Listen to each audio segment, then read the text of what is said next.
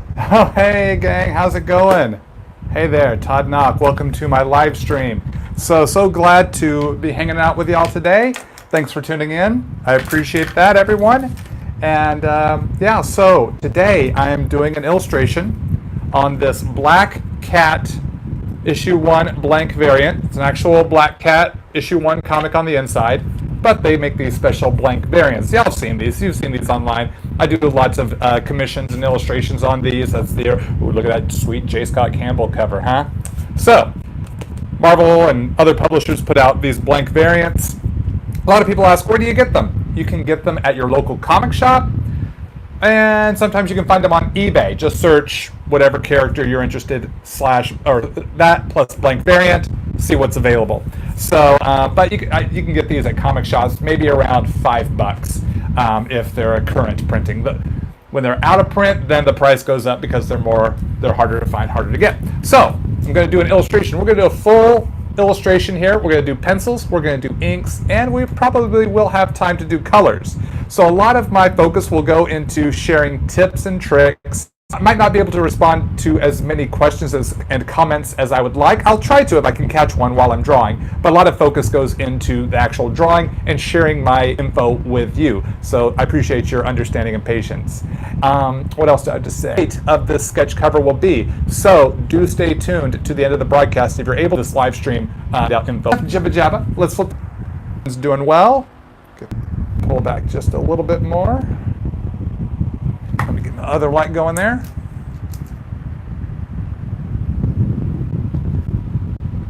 Okay. So we got a lot of space here to work with. It's nice that the logo doesn't eat up too much of the illustration space.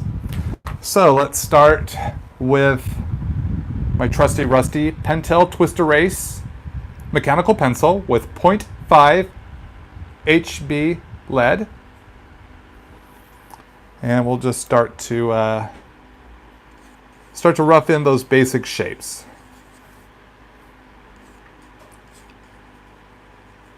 So I'm going to see if I can get her in a bit of a crouching pose. So the head, those would be her shoulders, kind of her spine. So that's kind of her rib cage, upper torso. Let's see here.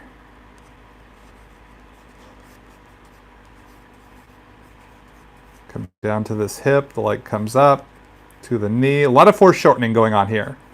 I want a more dynamic sort of pose, so working that foreshortening can really help create that dynamic look. I'm going to try to get a full figure Black Cat on this cover if I can. So we're bringing that, was that her left leg forward, have her crouched on top of a building here. So I'm going to kind of establish where that ledge is. Now we got to get this right leg in here.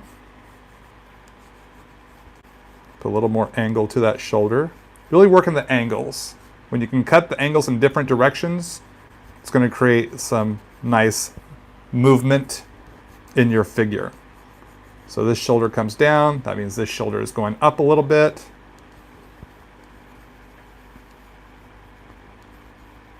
And that will affect the angle of her chest. So you got to keep that in mind. This is where some study of life drawing of anatomy can come in handy. So we're just getting really sketchy, just getting everything kind of blocked in here initially. I do pretty sketchy pencils for these types of illustrations. I don't pencil too tightly because I want to spend that energy, that tight energy, on the inks. So bring her arm down, upper arm to forearm, and angle the hand and the fingers, thumb. So index, middle, ring, and then that pinky finger kind of hidden there a little bit. Now at this stage, I can always adjust. So the thigh there, that kind of inner thigh muscle, I can just sketch over arm over leg because it doesn't really matter because I'm just breaking down the shapes. I'm building the foundation that I will then build the detail on top of. So it's okay for things to overlap. It's okay for things to get sketchy. Because this is all foundational work.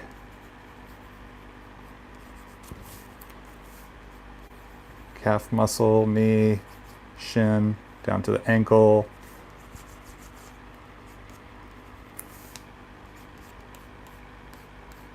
And she has that fringe hanging off of her calves here off the side. Get some fringe going on here. I love that fringe. It's so much fun to play with.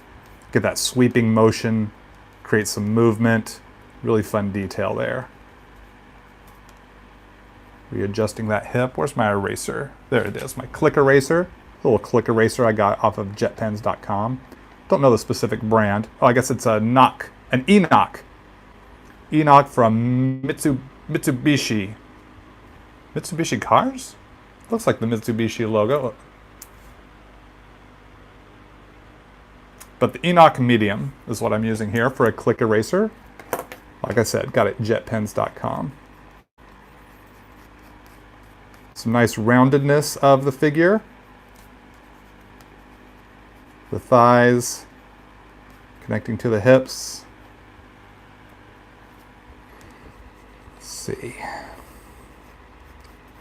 Let's see, she's got that fringe on her arm as well.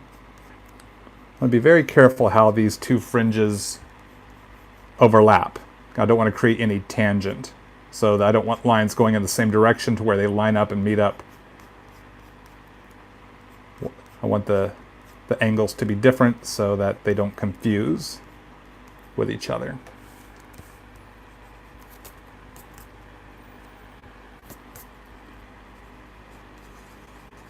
Sorry I'm not able to respond to too many questions, gang, if you just tuned in. A lot of my focus is going here in the instructional sort of stage.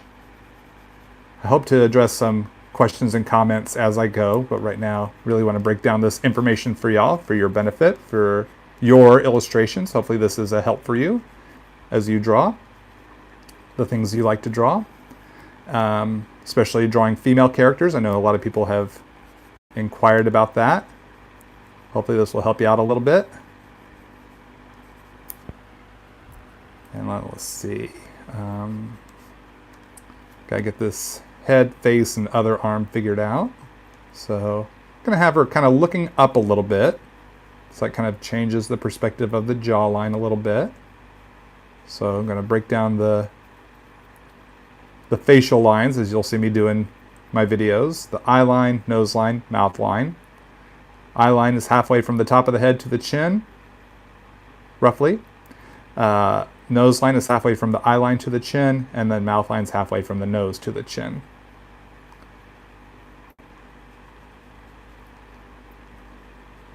Kind of figure out where the ears will be. Start to put in the almond-shaped eyes. The width between the two eyes is about the size of one eye, roughly, generally speaking. You can always make it wider or more narrow set eyes as you desire, or depending on the person you are drawing. But kind of the initial rule of thumb is about one eye width in between the two eyes. So even though I'm drawing a third eye, that's just a guideline to help me put my eyes where I want them to be. From the middle of the eyes, I bring down here. That helps me kind of figure out how wide to make the mouth. This is a kind of a smaller drawing, so I'm not going to put a lot of detail in the nose. So we have one nostril and the other nostril, and that's plenty of detail for the nose for a female character of this sort at this size.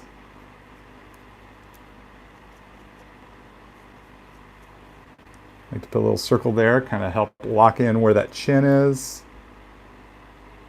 Figure out that space between the nose and the upper lip, that trough between our nose and lip. I'm gonna give her a bit of a smile, a bit of a sneaky smirk, you know, she's She often has that kind of knowing smile. She's scheming something.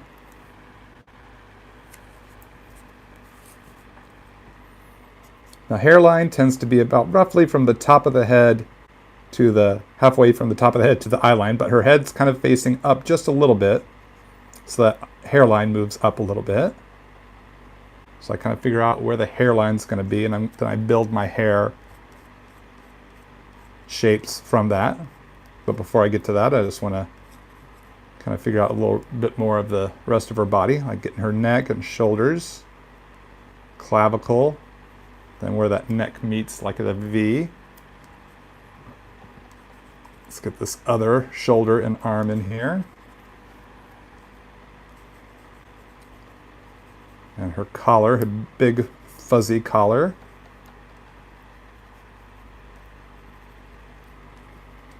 So right now these scribbles are all notes to me on how I'm going to approach the illustration. Have I seen Far From Home yet? Yes, I have. Loved it. Really had fun with that movie. Really enjoyable. Hope everyone's gotten a chance to see it. Let's try to hold back on spoilers just in case people haven't seen it yet. All right, then I need to get this other arm added here.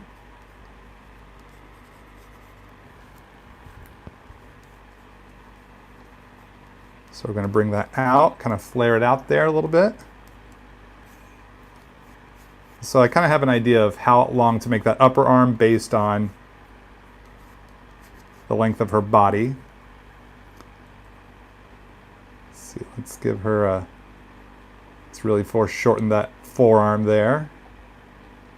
Give her kind of a flared out cat claw sort of hand.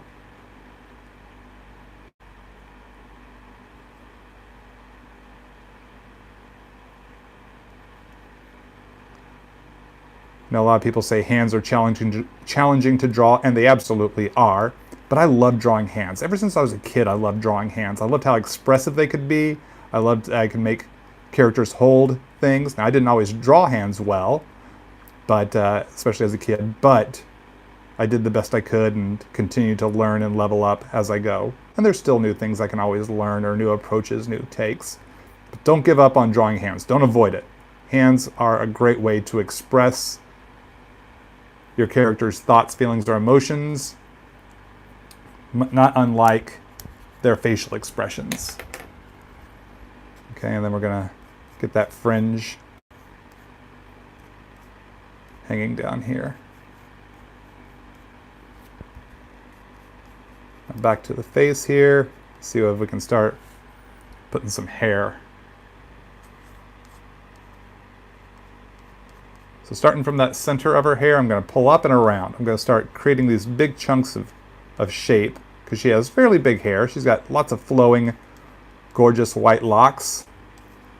So I'm going to just start pulling these big chunky shapes and then kind of adding striations, adding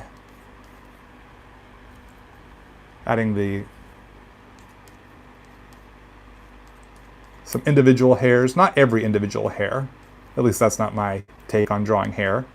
Might be yours, and that's okay. You know, if you can make it work, you do you. But I like to break it into chunks and use the design element of the hair as a graphic shape. And the further we get towards the back of the hair that flows behind the back, the more concentrated the lines to help show depth. But stuff that's more up here towards the top and the front where the light would be hitting, that's going to have fewer lines. So the kind of hair kind of overlaps that collar and then flows back here to the back, and then a little bit back here behind her. So she's really starting to come together here. Just a few more little details here, and then or just making sure I got my shapes the way I want them. Just want to kind of double check my work before I start committing to tighter details. So if there's anything I need to change, I can do that. Now, this is kind of gradual tightening up. the details tighten up gradually, bit by bit, as I start to feel that's where I want things, that's the direction I want to head. That's what I want to commit to. Those are the lines I want to commit to. And it's about practicing to the point where we can make those commitments and feel comfortable with the choices we are making.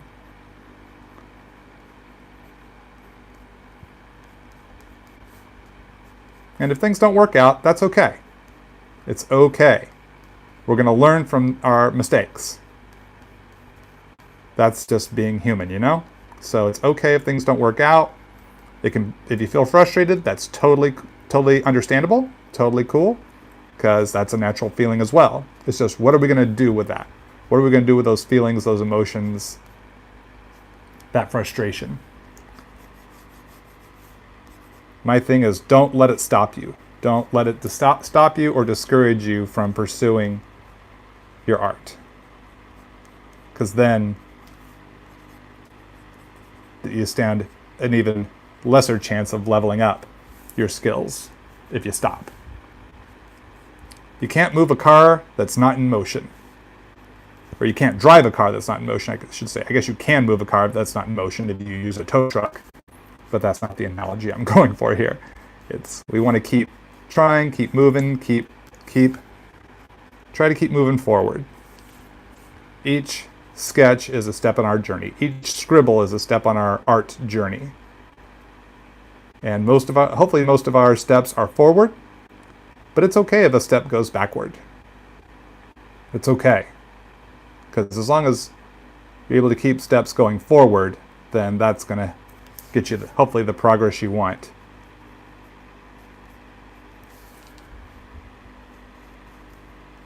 And everyone moves at a different pace. So keep that in mind as well. Your pace is yours, and that's okay. Just like my pace is mine, and Jim Lee's pace is Jim Lee's, and Jack Kirby's pace was Jack Kirby's. No matter who we are, we all have our own pace. So now I want to add some more detail here to her face, really get these eyes figured out. So I switched here to my Uni Kuratoga 0.3 HB lead mechanical pencil to bring a little more detail into these eyes here. Just to make sure that when I go to inks,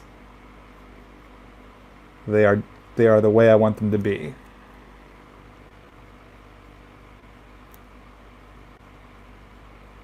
For me, eyes are one of the most important features because I know I personally really connect with a character's eyes.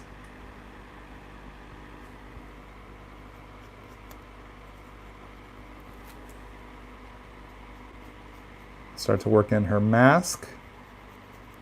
That kind of domino mask sort of shape.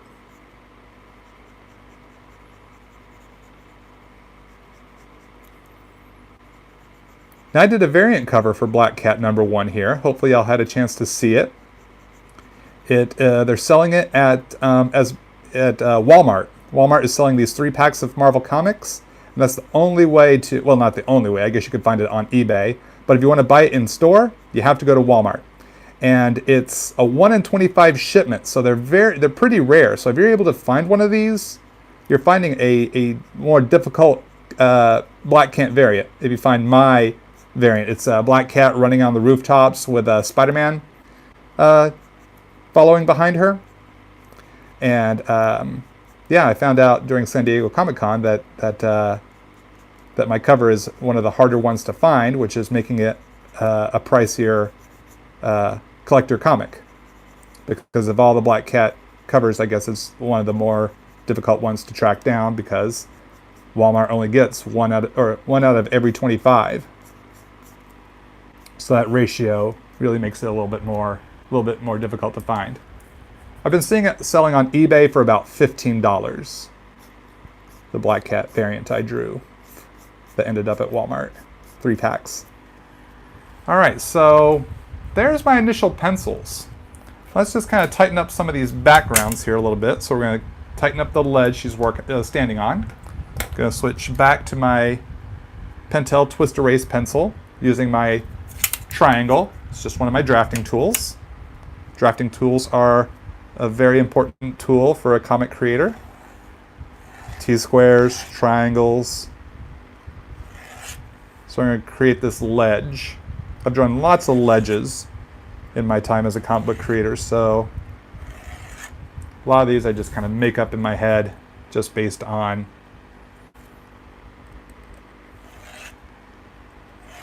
the architecture I've looked at and recreated and imagined in my mind. So just the different kind of ledges there. And maybe later on, let's go ahead and rough it in. Maybe we'll throw in a little bit of some skyscrapers here in the background. Kind of create some distance and a graphic element as well.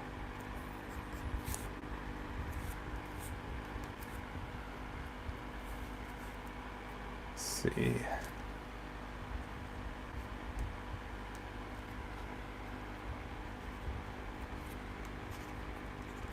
Oops. Getting another skyscraper built in right over here. Let's just put those lines in like that.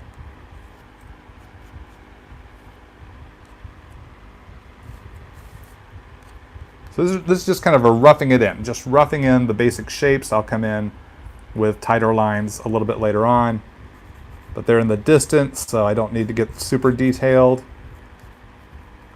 We will be taking this to Copic Color for those of you that just tuned in. I'm just going to use my Copic markers to color this. Let's see, let's put something like kind of a bit of a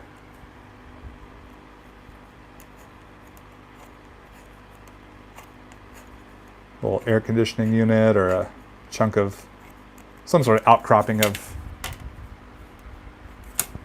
of architecture here on top of the roof that she's on. Maybe some ventilation pipes.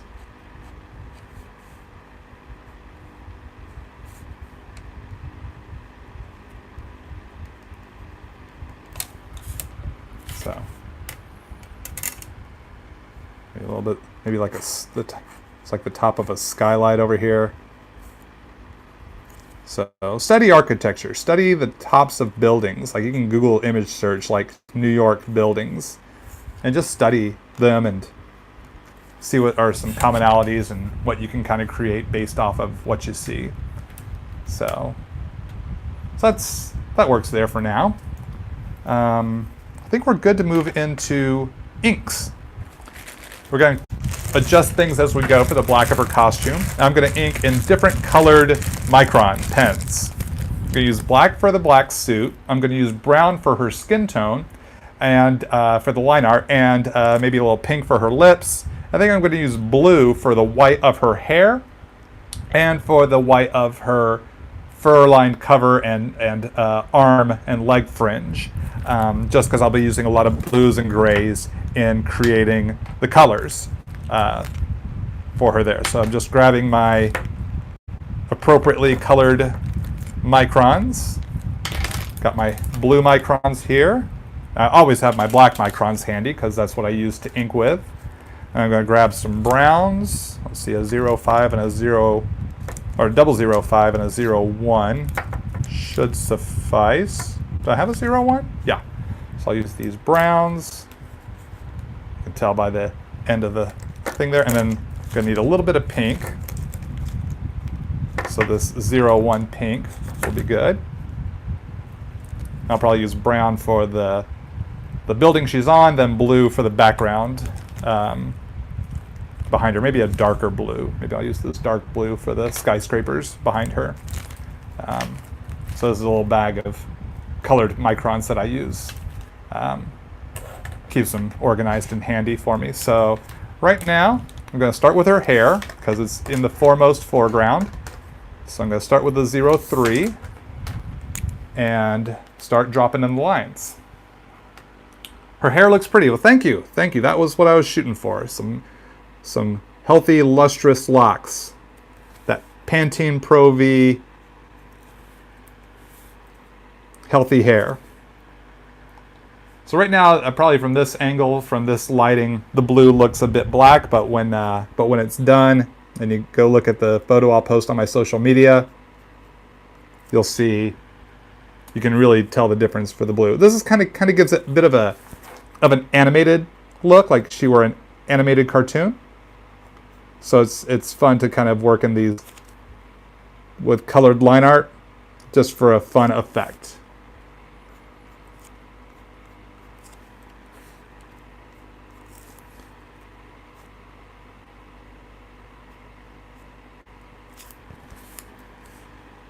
So I'm gonna now ride those shapes to create the body of her hair, the pull of the hair, the flow of the hair.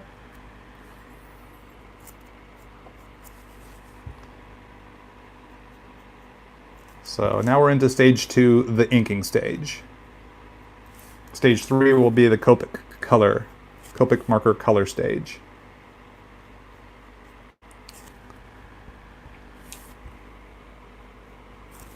So I'm making some of the initial chunks thicker,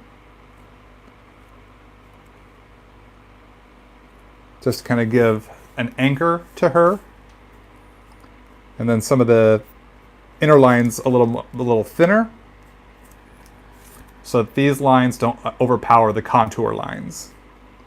And a lot of this has come with trial and error, study and practice.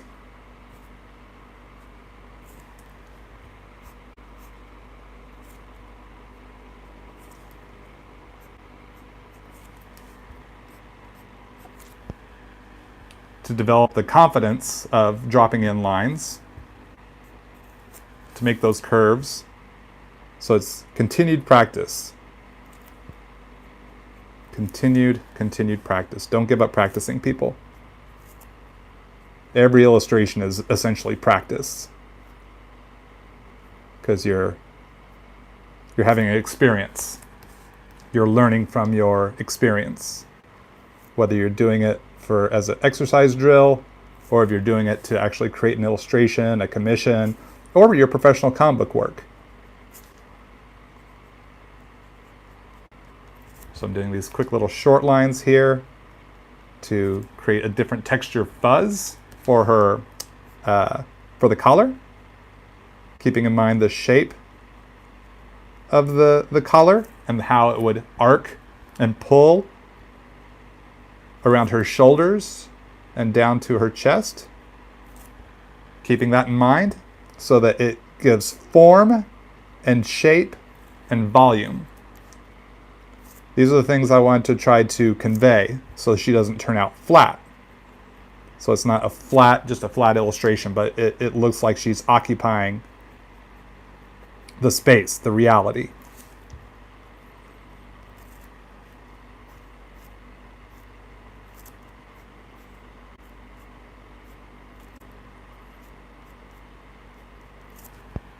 So more dense lines there as we go further and further back behind the hair really helps create that sense of depth. That's what I'm shooting for at that moment.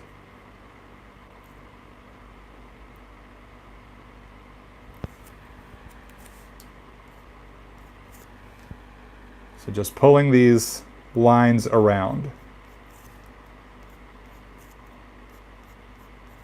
Letting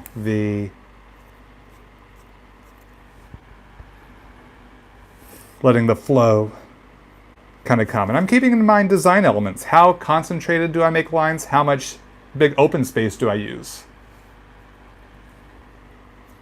So these are things I'm going to keep in mind, is the design element as well as what I'm hoping will be translate as, give the illusion of a kind of a naturalness, a believability to her hair, despite how stylized my style might be, which is kind of a hybrid of cartoony meets realistic. On that spectrum between cartoony and realistic, I try to kind of go for that middle zone that kind of walks the line between the two. because those are the types of comic book styles that really inspired me and influenced me as a kid and young artist. And still oftentimes some of the styles I'll gravitate towards even today, because I'm still a kid at heart, still a comic book fan, as well as a comic book professional. So now let's get the other side of her collar here. Again, keeping in mind, I want to convey that shape, the shape of the volume, the shape of the collar and the volume of that fuzz going over her shoulder, over her collarbone, then down towards her chest. I want that fuzzy feeling.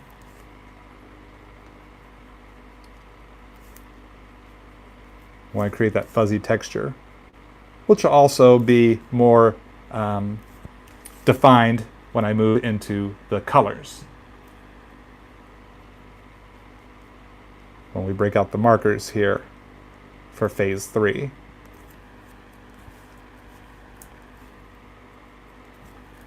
Okay, I'm going to put the blue pen aside for the moment, as I'm going to now move into inking her face and the black parts of her costume. So I'll be switching from color to color. So I'm going to switch to the 01 brown micron, and this will be the line art for her face. So you'll start to see here the colors separating as I start to put in these the line art for her face, this brown, which will complement the choice of flesh tone colors I'll use for her, some lighter skin flesh tone shades.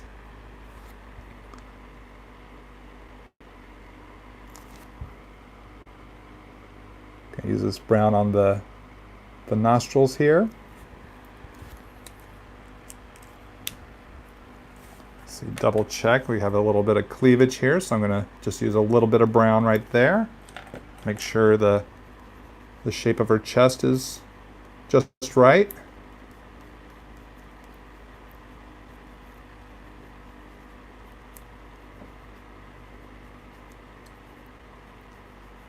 Just double checking my math here. Double check your math before you commit to inks. Make sure you got things where you want them to be, so that when you commit to the inks, you stand a better chance of achieving the desired outcome.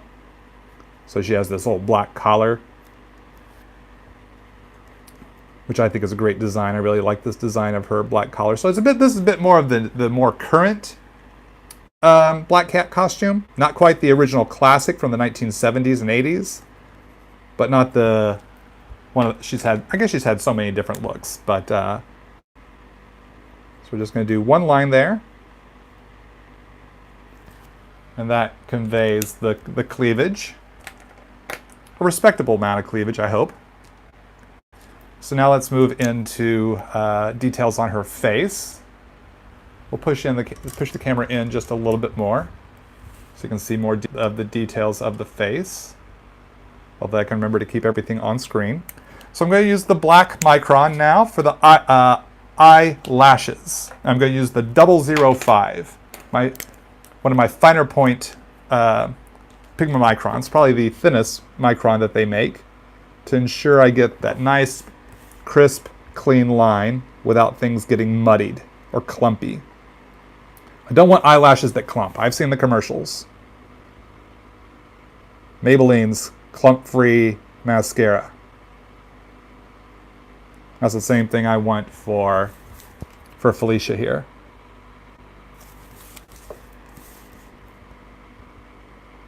Felicia is her first name. Do y'all know Felicia's last name? What is Felicia's last name? See who might be up to speed on their Spidey character, supporting character knowledge. Hardy, that's correct. Hardy technically, but yes. We'll assume that you bump the I instead of the Y. Felicia Hardy.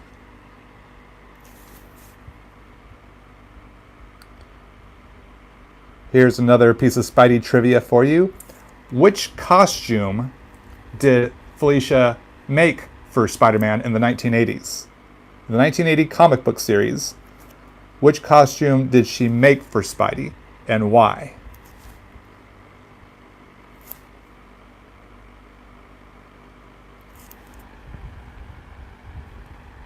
That's right, the black suit. She made the black costume. She didn't make the original black costume. She made a cloth black costume for him after they realized that the black costume was an alien symbiote trying to graft itself, trying to bond with Peter Parker. So he had to get rid of it, but it was still a great design. So she made him a cloth one that he wore through the late 80s until Venom showed up on the scene. So still using this 005 and inking in her mask.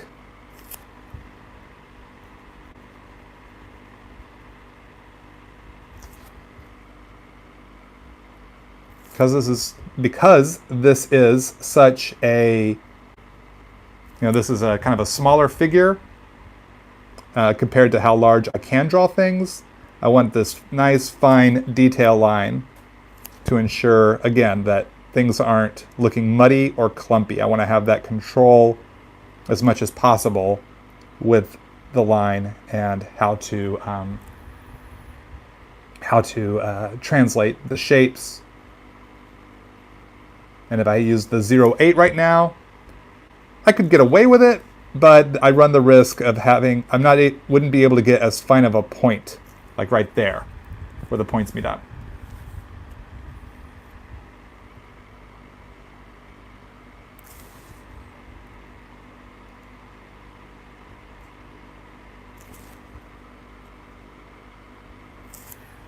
Okay, so let's see. I'm going to switch back to the brown micron, the 05. I want to put the top of her eyelid in here.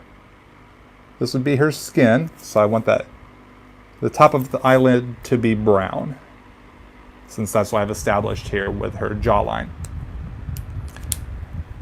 And now I'm going to use the 005 blue micron for her eyes. I'm going to double check my math here. Little highlight, iris, highlight, iris. Make sure she's looking the right direction with both eyes. Don't want her to look cross-eyed. So now with the 005, come in here and lightly get that iris inked in.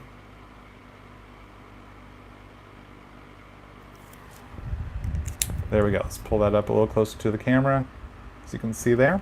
Let's go ahead and take care of her lips while we're here, while we're still in face zone. My 01 pink micron.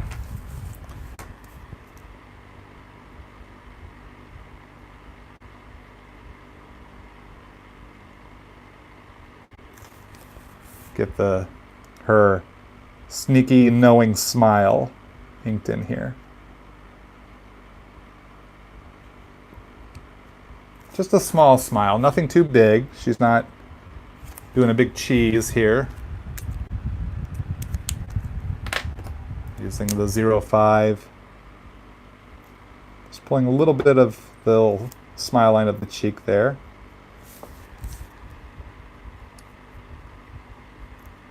Get a little bit of that little separation from bottom lip to the chin there. Just a real subtle line. That pretty much takes care of her face for now. So we're going to be using a lot of black for her bodysuit, as well as then blue for the fringe on her costume. Thoughts on the Marvel Phase 4 announcements? I'm excited. I'm excited for all these movies. I'll go see them all. Very excited. Which movie are y'all excited most to see of the Phase 4 announcements, for those of you that are aware or saw the San Diego Comic-Con Marvel Phase 4 announcement post? So now I'm inking her collar, keeping in mind the neck, how it pulls down to the clavicle, that shoulder bone. It's called a clavicle. And dropping in the blacks appropriately. Thor 4, yep. I'm looking forward to that too. Thor, Love and Thunder. Do I work for both DC and Marvel? I have worked for both DC and Marvel. I currently work just for Marvel right now. Still have friends at DC. Met with some editors at DC over the San Diego Comic-Con weekend, as well as Marvel editors. So, as we look towards upcoming projects.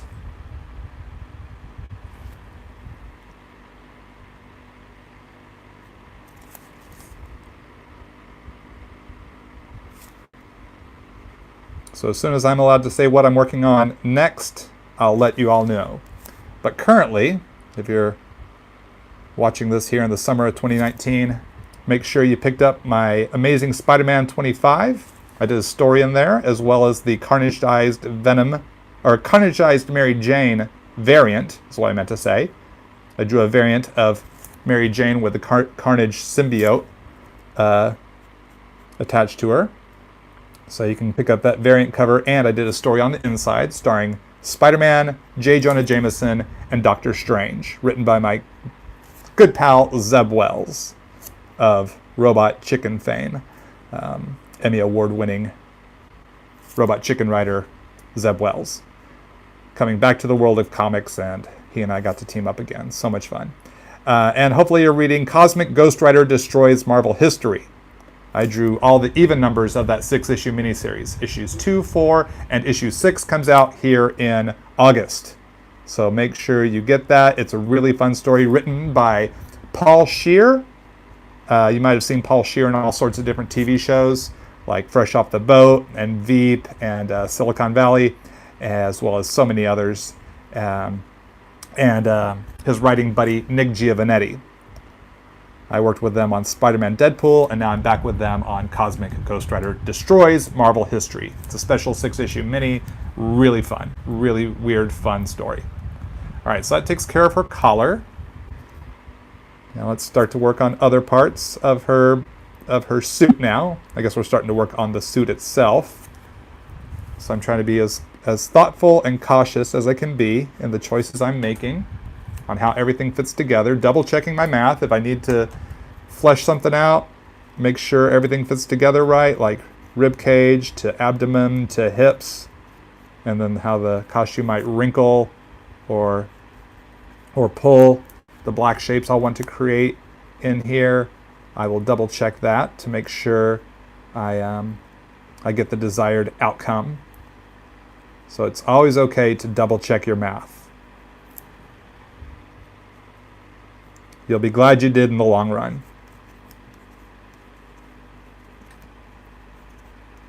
Double check that math. And when I say math, it's the structure of the illustration that I'm working on.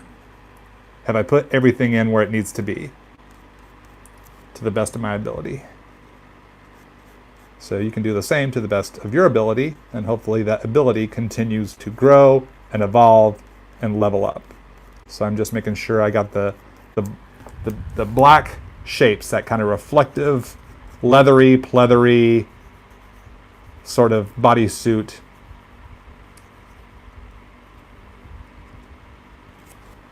Texture is coming across the way I would want.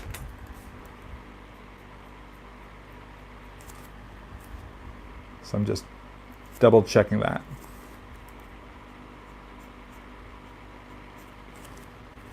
So I'm using the 0.8 micron for this part here. So I can get thick and thin lines with that, like these wrinkles here, pretty thin lines. But the contours, I want a bit thicker to anchor her, just like with the hair, anchor her in the environment she's in. Adjusting or keeping in mind light source and lighting and creating the variation of line weight as necessary.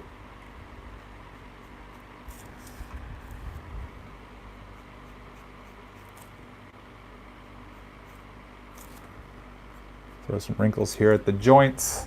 Always a fun little detail. Looks like the camera wanted to focus on my fingers more so than the art. Got to be cautious on how I hold the board to adjust it as I turn it right and left.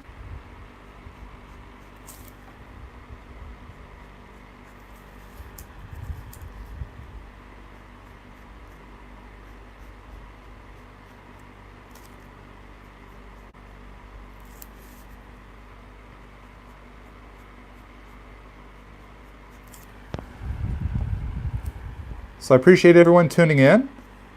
If you just tuned in, a lot of my attention is going into the structure and tips on how I'm drawing what I'm doing. Day or night setting, this will be a night setting. More than likely this will be a nighttime setting, just because that's when she often does her work, is at night. But I might change my mind once we get to the Copic color stage, but right now I'm shooting for nighttime. So now I'm getting these fingers inked in. Now this thumb over here.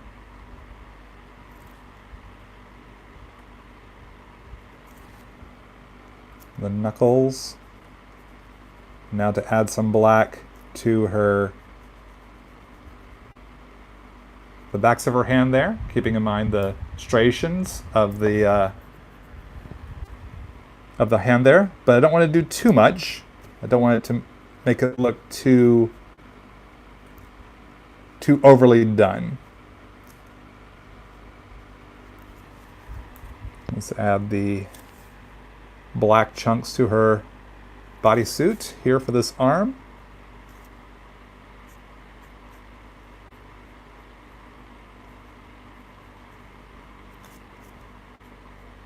Now I'll kind of explain how the choices I've made here for how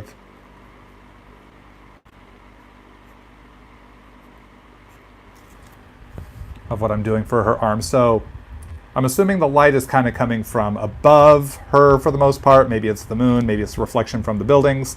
So I'm putting the darker side closer to her body, and on the outer part is going to be a thinner dark line. So I have a reflected light, and then kind of the gray of her, or like the light source, the gray of her bodysuit, the black moving into gray, and then maybe this here is a reflected sort of light.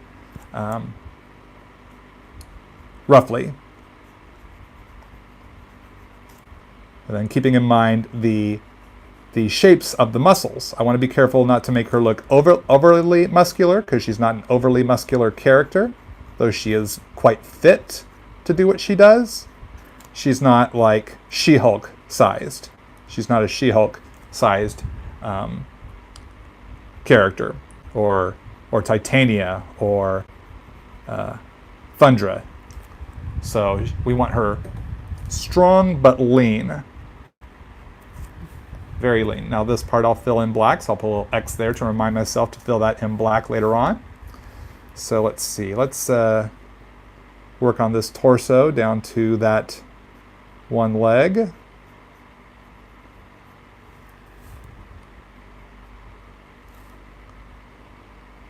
So pulling down from the side of her body to this hip, which then leads to the foreshortening of this one leg. So the thigh is actually coming towards us. Foreshortening is a great tool in drawing comics to create that dynamic look. It takes a lot of study, a lot of practice, a lot of trial and error. So keep trying to incorporate your foreshortening. It will be difficult to learn. It will be. It'll be frustrating at times trying to figure out how to get it right. Even once you go pro, you can still encounter an illustration where you're trying to get an angle where you're trying to get that foreshortening of an arm or a leg or a torso just right, and you'll spend hours trying to get it just right. We all can end up in that situation. So, but that's just the nature of the business, to try to do something, cool or new or different. But the more you practice it, the better chance you have at becoming confident in your foreshortening skills. That's why I say practice builds confidence. I don't like saying practice makes perfect. I think that perfection is an unrealistic expectation we put on ourselves, which leads us to frustration and maybe sometimes hopelessness. When really what we're doing is we're practicing our skills so that we can become confident in our skills and the choices we make. So practice builds that confidence, that knowledge that you can then utilize in your illustrations or whatever it is you're doing. Even if you don't draw, whatever it is you're doing, you got to practice, whether it be sports or whatever it is, writing of any type of thing, whether you're writing fiction or, I don't know, technical instruction manuals, whatever it is, it's practice and learning. And that is built on growing confidence. Let the confidence grow, and don't let yourself become discouraged by not reaching a level of perfection that might be an inappropriate expectation. I know that when I stopped worrying about perfection and just went to do the best job I could do, have as much fun as I could have, and learn whatever I could learn, I found I was coming forward with my skills in a more productive way. All right, so now we're going to work on the inside here of her torso. So with the chest here, the black right there, keeping in mind the texture of the bodysuit, putting it really dark in the center and then lighter portions on the outside, much like I did with the arm. Same thing with her breasts.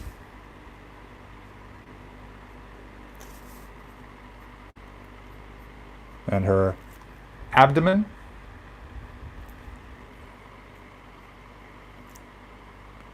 And we're going to have some wrinkles here because of the way she's bent. It's going to kind of wrinkle at the abdomen where she's bending a little bit.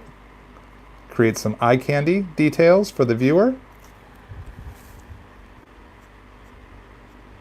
Kind of creates a little believability to her costume.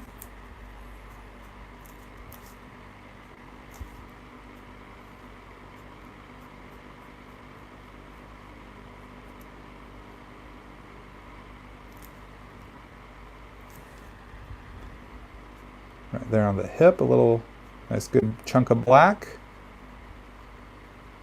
Let's see, these parts will all be filled in black eventually.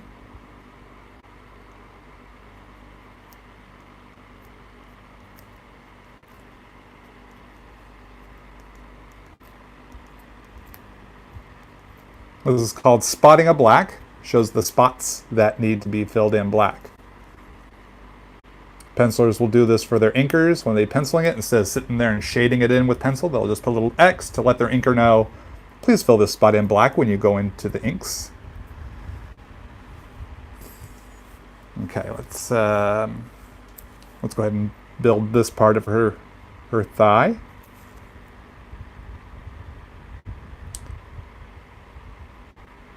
I'm going to have a heavier line down here because it's further away from the light. So it's going to be technically more of a shadowed part of her body. So it might be a bit of a thicker line.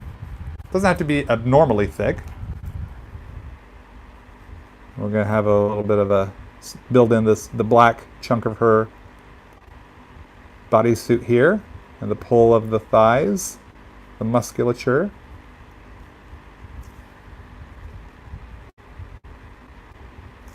Let's make sure I've done the math there. Doing my math as best I can.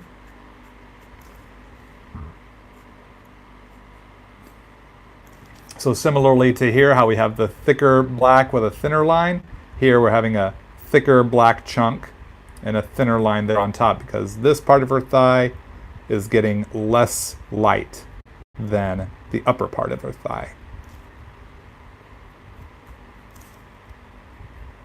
I like to keep a thin little highlight there for kind of that reflective light because she's in a bit of a shiny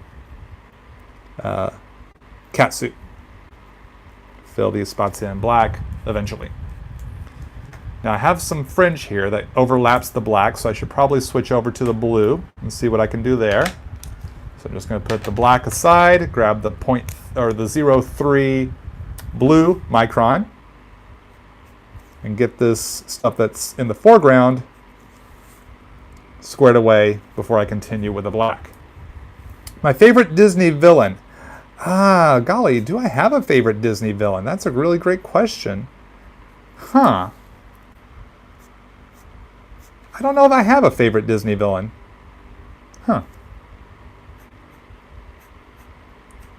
I guess maybe Ursula from Little Mermaid might be one. Or Jafar from Aladdin. Or Scar from Lion King. Those are all great ones.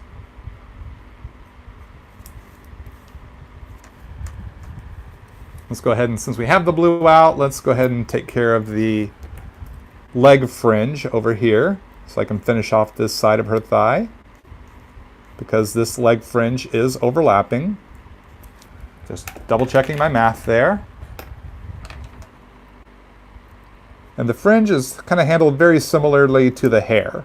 It's kind of these longer hairs that kind of pull and flow down. A little thicker on the contours, the outer line there, but I'm not trying to do a big, thick, fat outline. At least that's not my style and approach. But I do have some thicker lines there, while the inner lines are a bit thinner to keep it from getting too muddied on the inside there. Your favorite villain is Maleficent from Sleeping Beauty, the animated movie, not the live action. Gotcha, right on. Yeah, she's a great villain as well. Why blue pen? I wanted to give this a kind of an animated look. So each section is inked with a color, a line art color that would reflect the choice made in when I do the Copic marker color. So anything white, her white hair, the white fluffy collar, the white fringe, that's all going to be shades of light blue and gray and light gray. So I'm using blue to kind of create that line art shapes for that. Her bodysuit will be black and shades of neutral gray, so I used black lines.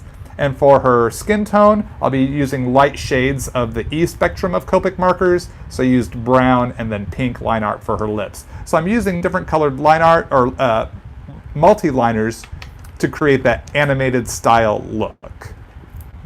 So let's, now that we got this, and I appreciate you tuning in.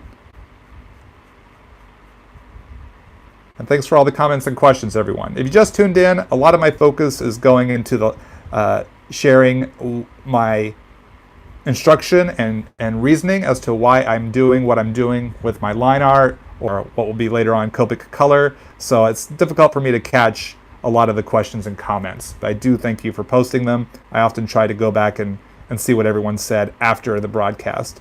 But hopefully there'll be time to do a Q&A here at the end of the broadcast. We're really getting detailed with this one. We have a full figure and backgrounds going from pencils, starting from scratch and going to color. So this is going to be a long live stream. This will be a long video on my channel, but I figured, hey, we got the Saturday afternoon. Let's have fun. So let's finish off this leg here, and then we'll go tackle that arm a little later on.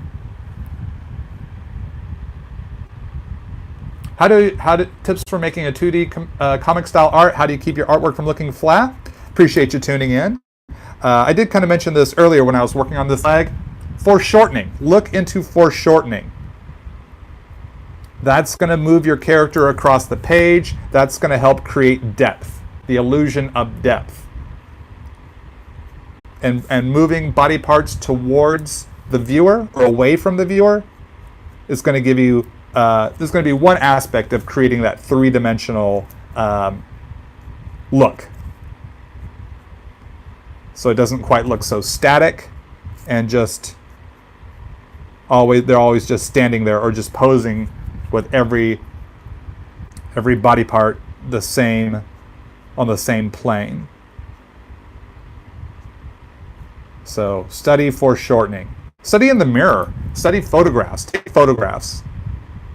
Sometimes I'll make the pose and I'll ask my wife to snap a picture of me in that pose so that I can see how do the shapes change? Because the shapes change of each body part when you move into the foreshortening. If you look at yourself in the mirror and then raise your hand out in front of you, whether it be the bathroom mirror or maybe a full-length mirror you have access to, you'll notice that the arm is now a completely different shape than if it's just sitting right, just down right next to you. If it's just by your side, you can see the full length of the arm. But then when you raise the arm and out towards you, towards the mirror, you've now created a completely different shape. It's still a human arm, it's just now a completely different shape. And now how do you translate those shapes in two-dimensional to convey a three-dimensional form? So this is why it's constant study and constant practice, and we're constantly working at it, because we're trying to. We often, as professionals, we try not to do the same pose over and over and over again. We might accidentally do the same pose, because when you draw tons of Spider-Man comics, it gets challenging to find a new pose to put him in swinging. Though I try to as best I can, and at least try to vary it. So there might be similarities between certain poses, but never. I shouldn't say never, because never is a bit hyperbolic. But I try not to do the exact same pose intentionally, at least. Not try to intentionally do the same pose every time of any character I'm drawing, but I try to vary it just a little bit, at the very least. But to do that takes study and practice, and how can I make this look a little different? So right now I'm doing the math here of making sure I've filled in, or I've got that black shape the way I want it. Light coming from here, so thinner line here, thicker chunk of black over here. And this will be a thick chunk of black here on her knee. So again, constantly doing the math. So much to think about when we're drawing. A lot of it we learn to where it becomes second nature and is sometimes autopilot. And then other times we really have to stay present. Keep in mind, what is it we're drawing? What is our end goal? What is the thing we're working on right now? Like, I am focusing on her calf muscle and this big chunk of black shadow shape on her thigh, or not her thigh, her shin and the back of her leg. I'm keeping in mind that shape. And how will that shape and those lines coexist with the front part of her shin? And what is the overall shape? How do these two lines and the shapes created here connect to make the overall shape of her leg? These are the kind of thoughts we deal with on a daily basis with just about every illustration that we do. So it's really a lot of mental dexterity, a lot of mental stamina to try to get it as accurate as we desire. That's why if you want to do comics for a living, you got to be practiced and have that mental and physical and just kind of that intestinal, that gut strength and stamina. Because drawing comics isn't just about doing cool pictures, and it isn't only just about storytelling. It's also about problem solving, design, and creating something hopefully new or slightly new and different, or slightly different than what you have done before or your colleagues have done before to some degree. But a lot of it is just that working hard and thinking about what it is we are working on and keeping these things in mind. And you do it day after day after day. But it's fun. I have fun with this. I like doing puzzles. And this is like a big puzzle for me, because I came from nothing and created this figure in an environment, and that is fun for me. This is play. This is playtime for me. This is my video game right here. This is what I have fun doing. So that's my approach to it, is problem solving and puzzle building, world building. So now we're going to tackle this hand here, and there's going to be a lot of, again, foreshortening, because her hand is out, but her fingers are curled in a cat claw sort of pose. So I'm getting that initial front part of the finger digit, and I have to do that for each finger. So this is where her fingernail would be, but it arcs back, and then it arcs down, which overlaps this part. So we ink this part, and then we have this part, and now I'm inking this part. So 1, 2, 3, 1, 2, 3, and I'll do that across the entire hand and then I'll have to add the black chunks. In fact, a lot of the pencil line art there has kind of been smudged off from the palm of my hand from working on this part, so I am doing a bit of a risky move here, going off based off the ghost image of the pencils that have been left. In fact, I should probably not risk it too far. And let's see, let's get this 0.3 micron and just double check my math. In fact, I had that pinky going down a bit too far from the structure of her hand. And we have the palm, those meaty parts of her palm, and then her thumb coming towards us here. So take the time to double check your math, especially when it doesn't look clear anymore, just to make sure you're catching any mistake that you might regret making before you commit to it with inks.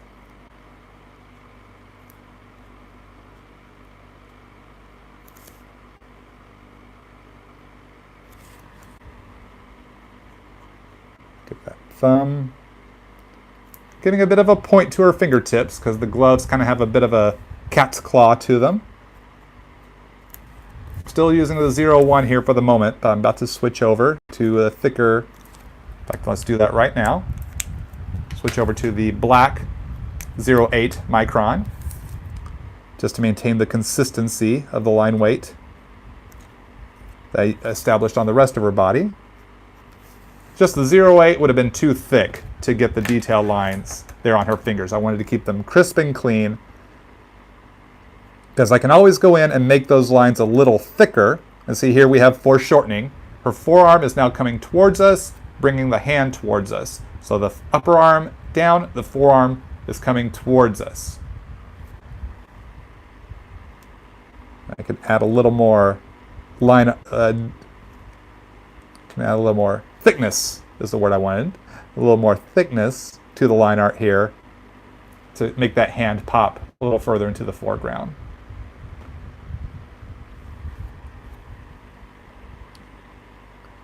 And now to continue that same lighting on her costume, thinner chunk of black on the arm closer to the sky, and then a thicker chunk of black on the part further away.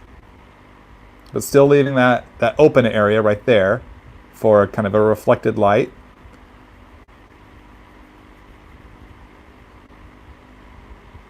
That I'll utilize more when we get to the color stage, which we're not far away from. Just have a few more bits of inks here on black cap, and then we'll throw in some lines for the backgrounds as well. So we're getting pretty much a full scene here.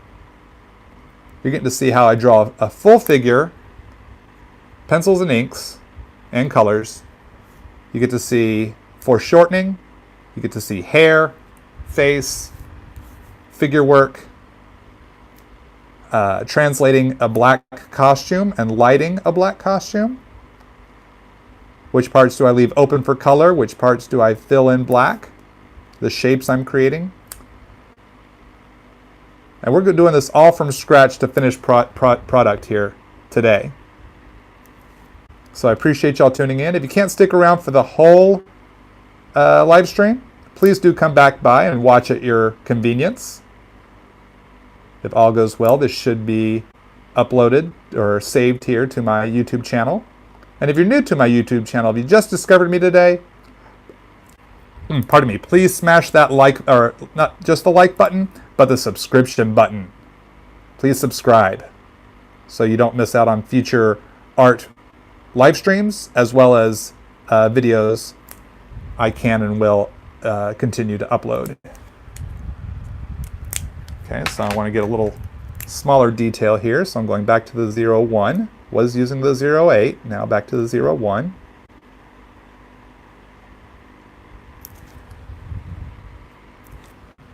There we go. Now we're going to go back to the blue for the fringe on this left arm and on her right leg. So I want to double check my flow here. I'm getting foreshortening, so I want to have shorter hair up front that leads to longer hair. Or, yeah, I guess it's more of like a hair texture, more so than the fuzz of her collar. So using this blue again, because we'll be translating this white fur with shades of light blue and gray when we get to the marker stage. I'll be using Copic colors in this video, but I will be trying some new brands of colored markers, not necessarily Copics. So I've encountered some new brands of marker, which I will be demonstrating in future videos, hopefully in the next week or two. So stay tuned for that. I know a lot of people say Copics are a bit expensive. Well, I've discovered some, I've been introduced to some more affordable markers that I'm excited to try out. So please join me for that. Those will be coming soon, but right now this will be a Copic video. I know I've been using Copic markers for years, but you know, sometimes, especially with marker technology growing as it is, you can encounter new stuff and try new stuff and see what might work. So I want to share that with y'all here in upcoming videos as soon as I can. Just have to get a few things worked out, and then I will be doing those in either separate videos or live streams. But today is Copic Marker Day. But all the skills will apply, all the tips and tricks will apply, despite which brand of marker you might use. Or at least that has a blendable ink like Copic marker. Not all markers have blendable ink. So you can't quite get the same trick, but you can get some of the theory at the very least. All right, and this finishes off her fringe on that leg. Maybe just a few more short hairs like that. Okay, so we pretty much have Felicia inked. Aside from spotting the blacks, we will take care of that momentarily. It's just not time for that just yet. Let's right now ink the backgrounds. So I think what I'm going to do is I'm going to use some, am I going to use brown or am I going to use black? You know what, I'm going to use black because I'm not quite sure which colors I will utilize for this building, and at least for this initial ledge she's on, I think brown would be the wrong color. We're going to use black. So back to my triangle with beveled edge so I can ink nice, clean, straight lines without the ink seeping up underneath the plastic here. Beveled edge means it has a little ridge that separates it from the paper, so that as you ink, the ink doesn't pull underneath the orange there. So I have a big black line there to establish the main shape, and I'm going in with some thinner lines and some thicker lines to convey shadow as I build the ledge she is perched upon. Nice thin line there. So see how I vary those lines? Just makes it kind of fun for the viewer. It's a subtle bit of detail and eye candy that sometimes we don't even realize we're seeing. And then I'm going to do a little kind of I don't even know what the term is for this, but it's kind of a little bit of a segmented ridge, maybe little tiny buttresses. See, it just gives a little bit of a detail there. That just kind of looks believable and fun, but it's fairly easy to do. Just a few more ridges here. I love going to New York Comic Con and taking tons of photos around Manhattan of just buildings, building after building after building, so that I can have this wealth of architecture in my my reference arsenal, so that I can utilize it when I'm drawing my New York scenes. If I need a specific look, I can go for that. So let's see. Doing a slight little brick texture here. But I need some good straight up and down lines, so I'm going to use my T-square.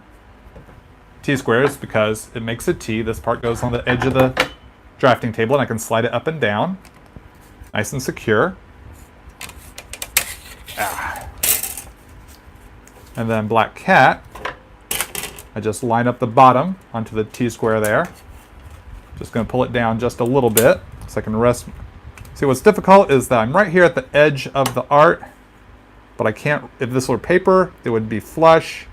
So I'm really going to have to kind of fudge this a little bit. Hopefully I don't make too much of a mess. It allows me to do some nice, clean, vertical lines as I stagger the bricks.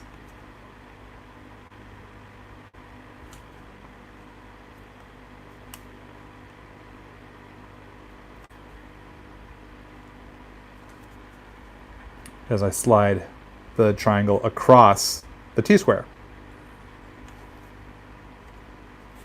All right. Just kind of gives a sense of the building that she is now perched upon. Still kind of zoomed in here so y'all can see all the details. Now what I'll do is kind of with a 0.05, just add some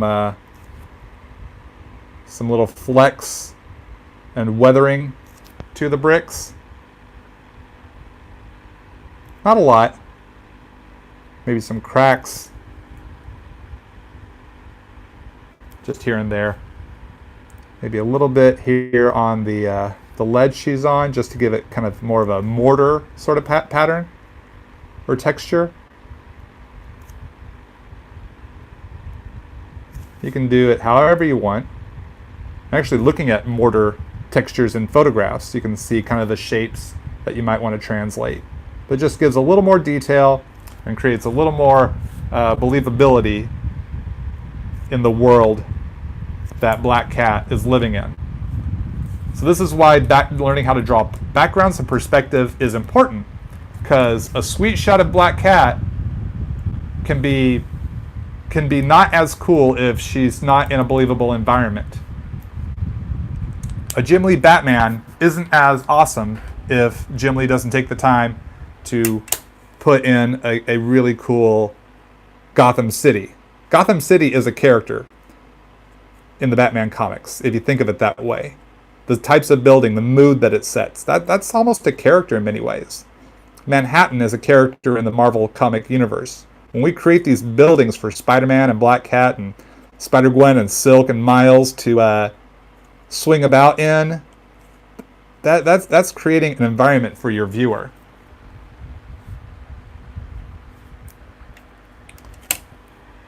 So don't skimp on the backgrounds. Backgrounds are hard, but it takes practice. And you guys know what I say about practice. Practice builds confidence, or at least it can build confidence. It all depends on the person and their ability or willingness, I should say, willingness to learn. So be willing to learn, gang. It takes time, it's an evolution, it's a journey. So there we got a little bit. You know how on top of roofs there's all those little extra things? I want to get some of those extra things in here. Some steam pipes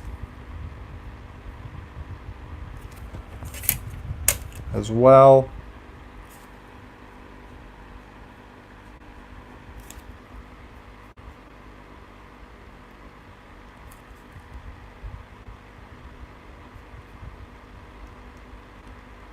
Just these extra little bits, creating our happy little world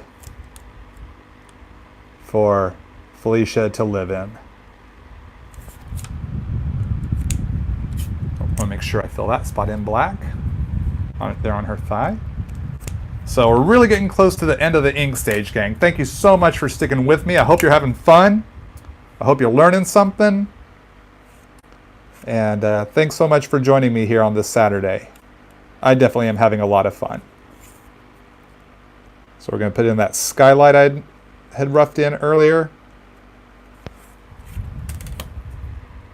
So I'm just doing the framing of those glass planes, glass panels. So just those few shapes creates a little something more for this roof, which can be really nice, really fun.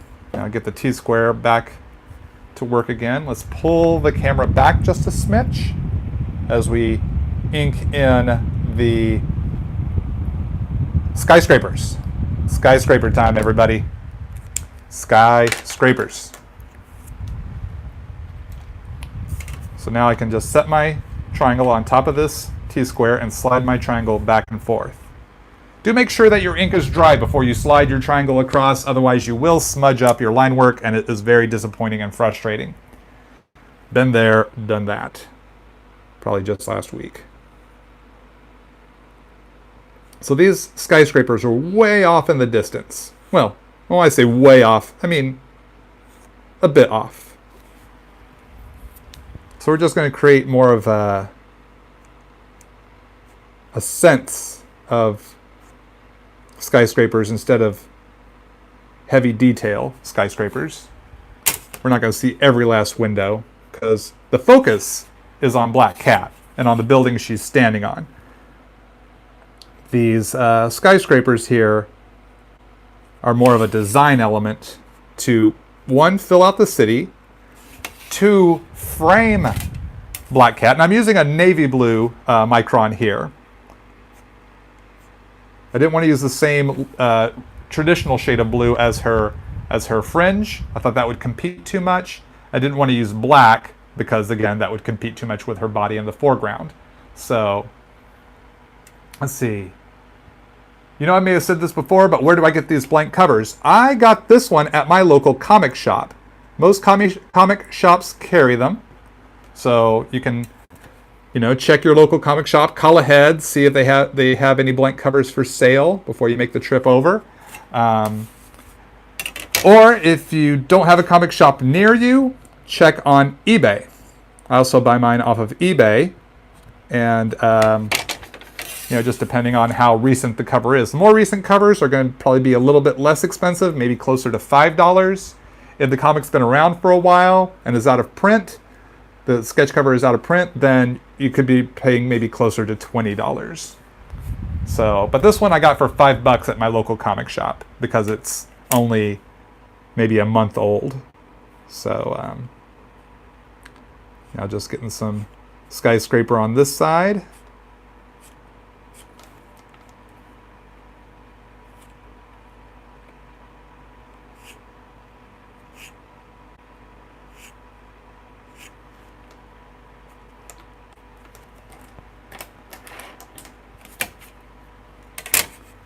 This is all about framing Felicia and creating that world for her to live in.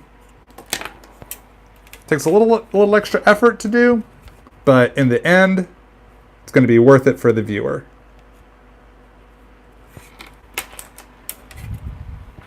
Sorry, gang, you couldn't see me ink that top of that building there. Just readjust the angle here.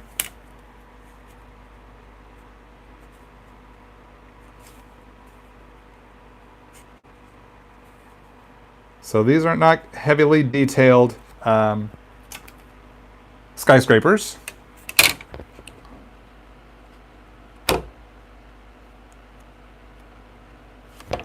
But just enough to kind of give a sense of New York City. Let's see if it comes down here. We'll just go ahead and bring these skyscrapers down. Let's see. Sorry, gang, just thought process churning here. Let's bring this skyscraper down here. Cut it over.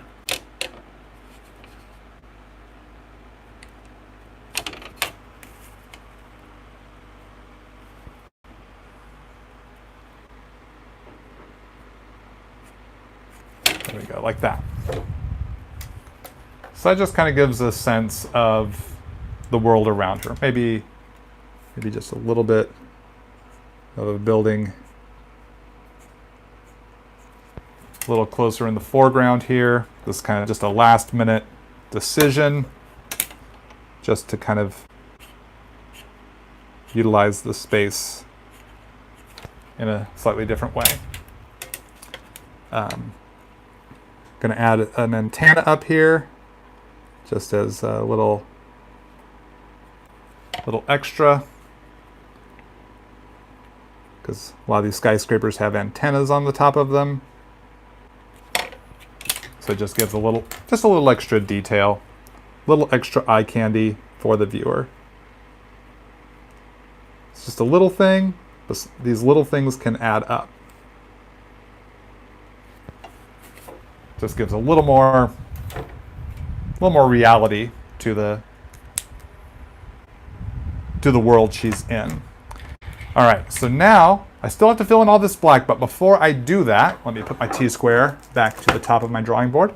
I'm going to erase all the pencil lines first. It just finds it's easier and I make less of a mess if I erase first, then fill in the black lines.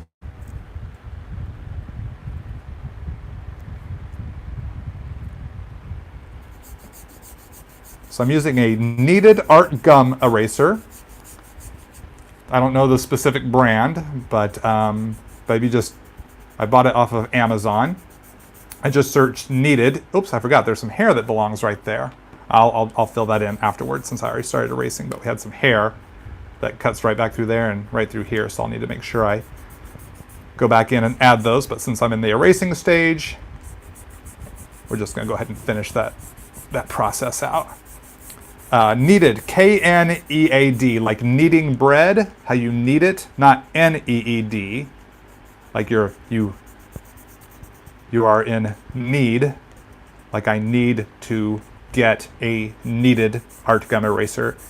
K-N-E-A-D, E-D, kneaded art gum eraser. Just search art gum eraser, and it's kind of like this chunk of clay.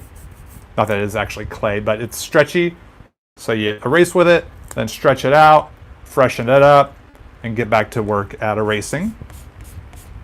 And it just kind of pulls the line out. But you see there's no eraser dust. As if I were using my Statler Mars eraser and I erase, you're going to get all those little eraser shavings.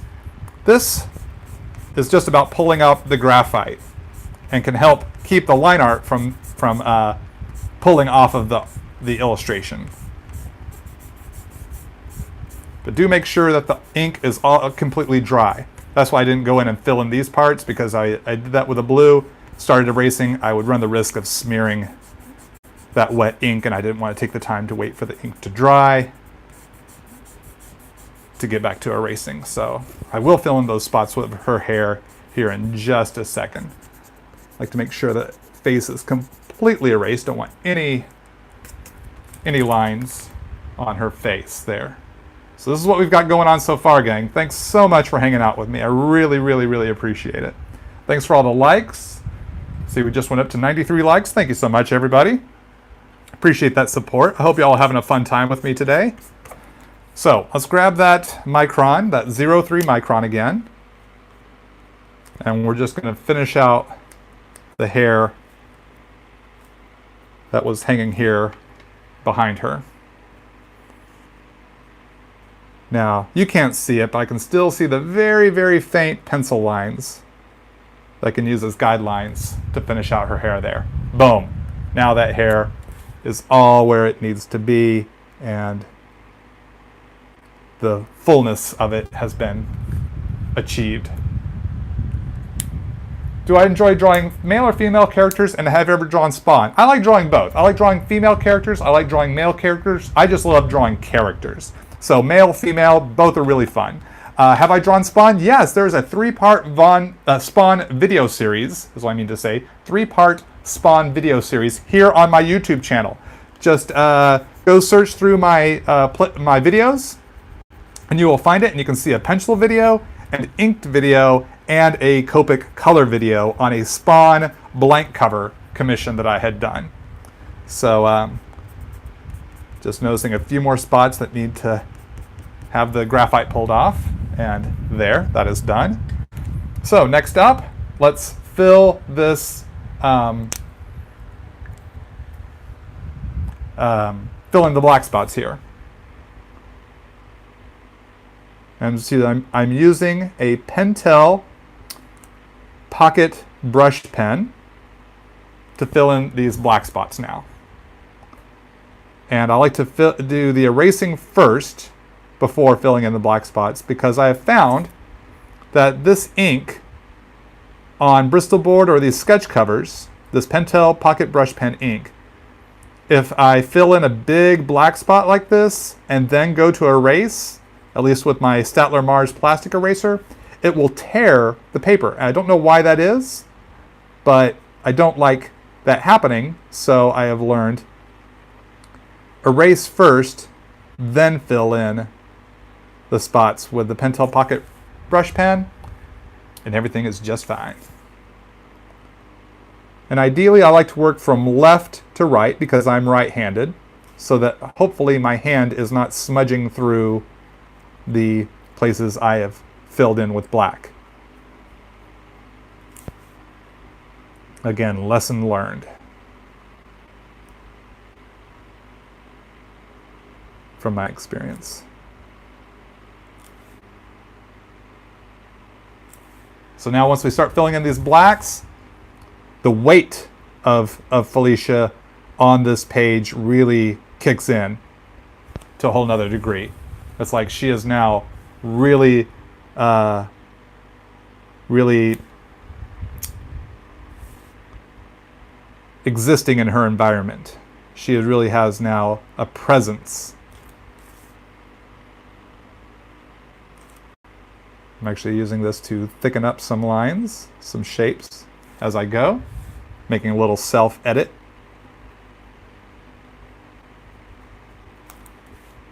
So Copic color is coming up here in just a sec. So do stay tuned.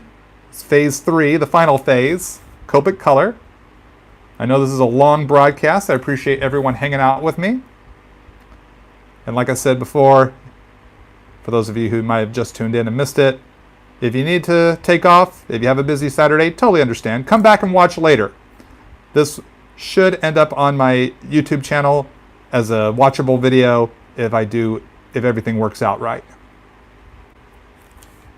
And at the end of this video, at the end of this live broadcast, I'll be sharing the final fate of this sketch cover. This is not a commission, but someone will end up with this sketch cover. And if you want to know how that works, stay with me till the end or come back later. I will have that info in the video description later on. So next week, I believe next week, this will end up in someone's possession. And that could be you. All right. So there's all the filled in black ink. In fact, I want to make a little bit stronger black over here. Just really beef up those shapes. And when I say beef up, I mean make those shapes bigger, beefier. So, all right. Give that just a moment to dry here. You've been here for the whole live stream. Awesome.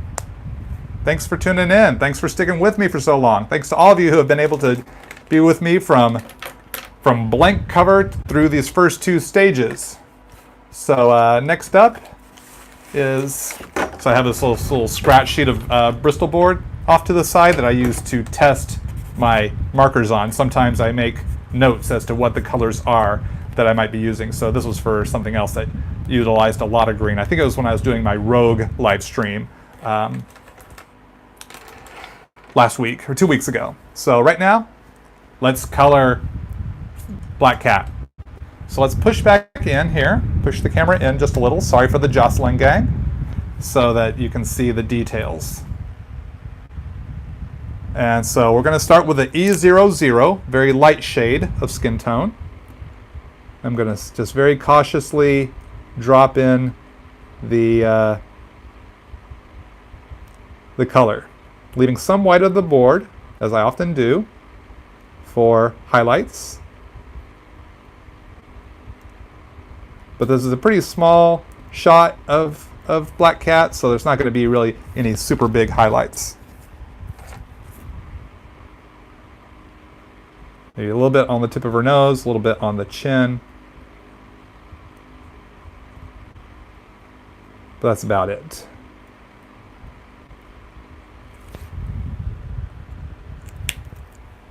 Someone say this is endgame now. Yes, we are now entering endgame. Now that was E00. This is the E01. I'm going to use this to kind of really sculpt in the planes of her face. The E00 was for like the base shade. Now I'm going to start sculpting in some of the other aspects of the color of her face. I will be coming in with gray for some more real life shadows, more realistic shadows. But this will allow me some kind of color shadow, for lack of a better term. So keeping in mind that the shapes and angles like the bridge of her nose, the eye socket of her eyeball, the cheeks, the jawline,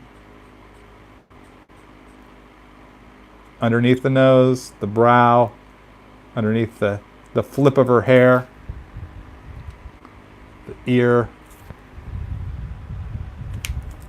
Now I'm going to bring in some E13. It's a much darker shade in my skin. We're heading midway in the skin tone collection I have. Putting some nice little brown up here in her eyelid to kind of give it that makeup-y sort of look. Now I want to bring in, I love doing rosy colored noses. So I'm going to do some R20. I'm going to start to put some color in her nose and her cheek. I just really like the life that it can give the character. A little bit here at the corners of her mouth, a little bit there underneath her chin. Now I'm going to power down to the R11, R11.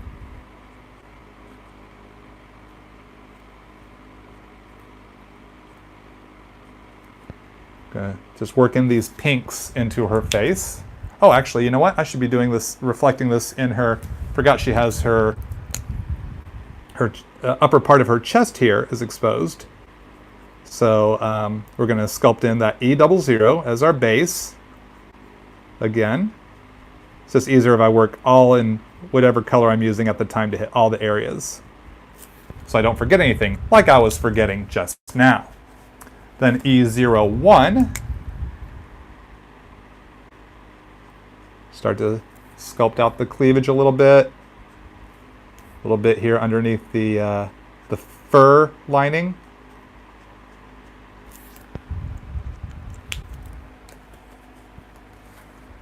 Back to that R20 here, just for a little pink. Little R11, pulling from these sides here. Blend through that pink a little bit more. And now R20, my finishing move for my pink shades. Kind of blends things together a bit. They kind of pull into that white there. So you can see how the white of the board has created a highlight as I utilize these different shades of pinks and E's, the E family of Copic markers. So it creates a nice kind of rendering. And I'll come in with some cool grays later on, but right now we must put in all the initial base colors. So next up, her lips. Going to give her kind of a nice darker shade of lipstick. So we're going to go with the RV95, just here on the corners and at the bottom, just a little bit. See how I still leave white? I'm going to come in with lighter shades, and these lighter shades of ink are going to merge with that darker shade of ink and blend them together in a real nice sort of smooth transition. Some RV32.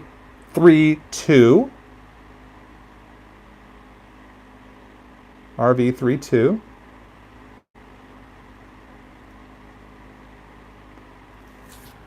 Getting those lips going. And just want to darken them up a little bit more. RV85.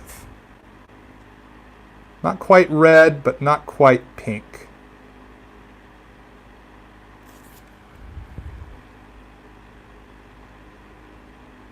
Now keep in mind the shape of lips. Study that. Study the shape of lips.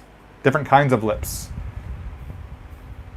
But I like drawing full lips, so especially that bottom lip. Can be really fun shapes. Real nice roundedness. Now let's color her eyes. Not a lot of space to work with the eyes, so we're not going to do a lot, but we're going to start with some B12. Very tiny space I'm working in here. So the rendering isn't going to be as lush as maybe like with the Rogue or Gambit headshots I did last week for my live streams. Now some B14, just a little teeny drop right there at the top underneath the eyelid to create a little bit of shape there. A little bit of shape. All right, so that takes care of her eyes. I'm going to bring in a little oh, that's B01. Do not want that. I want B0, B000. Gonna put just a little sculpting here. I mean, it's subtle. This is so tiny, barely noticeable subtlety to round out her eyeball. Like you wouldn't even be able, I don't even know if this translates in the video, but if you look at it in real life, you'll be able to see it. Hopefully it might show up when I post this to my social media afterwards. So while I'm still using this B000, let's start to sculpt in her hair and fur textures of her costume. So all the parts that are underneath where the hair overlaps, that's going to get a lot of blue. And we'll be coming over all this blue with gray a little bit later on.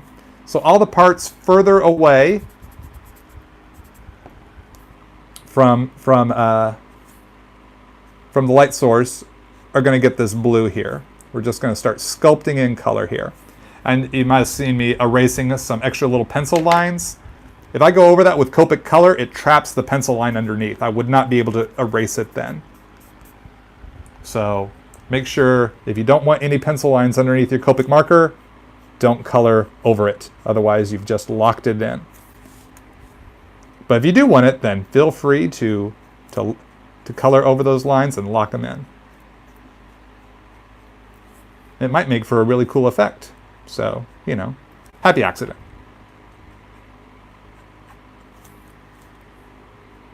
And now I'm going to sculpt in this fuzz in kind of short little fur texture pattern. Might be kind of hard to see because this is a light shade of blue on white. But I'm keeping in mind the shape of this collar, just like I did when I was inking it. The same rules apply as I color it. Create those fuzzy shapes. And the volume of this big, furry, fluffy collar sitting on top of her shoulders and arcing around to the center of her chest. Want to keep that in mind. Now I'll be coming over this with the gray a little bit later on, once we get to the gray stage, but right now it's just base color stage. Then more blue here where the fringe connects to her arm or leg, and then less when it pulls away. Maybe some here at the very end.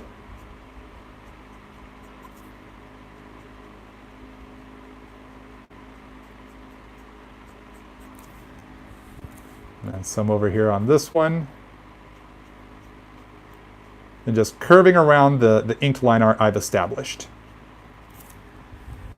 Leaving a good chunk of white to make sure I maintain that this is her white hair and white fur. Actually giving a second or third coat in some places for that darker depth of shadow. And that's really going to come into play, like I said, when I start to bring in those cool gray markers a little bit later on. Now I see I got a little bit of blue there by accident. A Little trick I found, I take my lightest shade of my E family, the E000. Oop, it's really juicy from when I refilled it. Work off that excess. I can come in here and kind of rub that out a little bit. Boom, gone. So the ink is made to blend with the other ink, and I can almost use a lighter shade to erase a small little mistake like that. A bigger mistake might be a little more challenging, maybe even impossible, but in that sense, worked out just fine. Let's see, I'll need my gray collection of markers. So I got to get out my wallet of gray markers.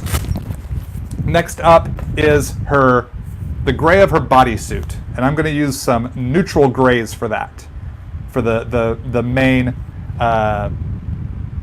gradation from the black to a sense of color. I'm going to leave a lot of white in there because I want it really reflective, and I think a lot of the white can create a really fun reflective nature to it. So I'm going to start with some neutral gray 5, and anywhere I have black, I'm just going to create a little white strip in between those two shapes of black.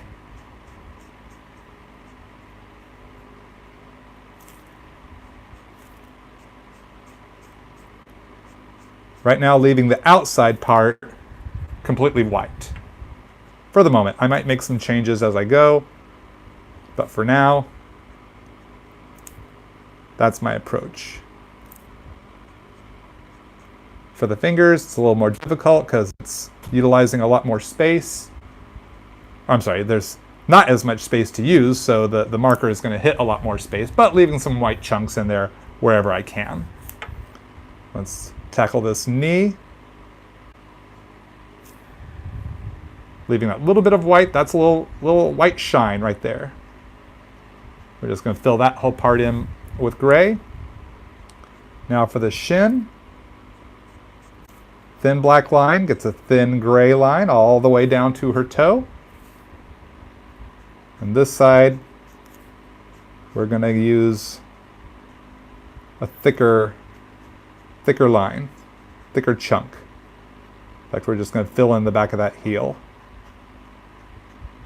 Leave some of the white on the wrinkles there. All right, let's hit this thigh.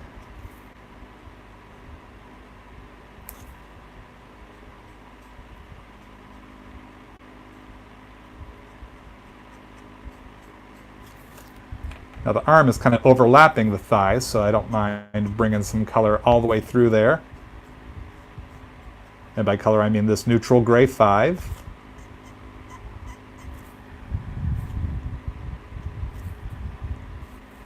Now let's bring this into her torso.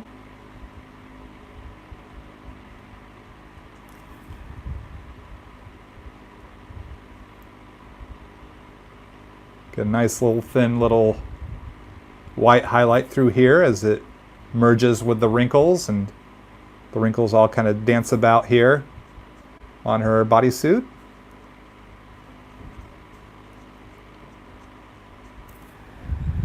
It doesn't have to be perfect. It just, just trying to convey that sense as best as possible. Maybe a little bit of a color shadow there where the breast overlaps. Let's come on to this other side. Do something similar. Just leaving that whole outer rim completely white, leaving that open, at least for the time being. I might add color there, I might not. I can make that decision as I go, as I see how the whole illustration starts to come together.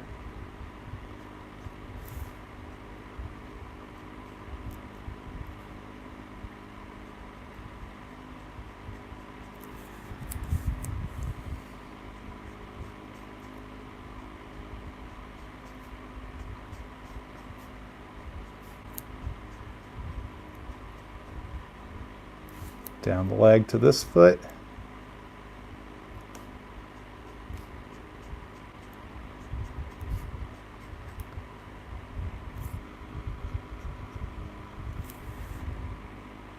Just making some edits as I go. Filling in more color or gray as I see fit or desire. Actually, I want to just go ahead and fill that in. Now for her neck.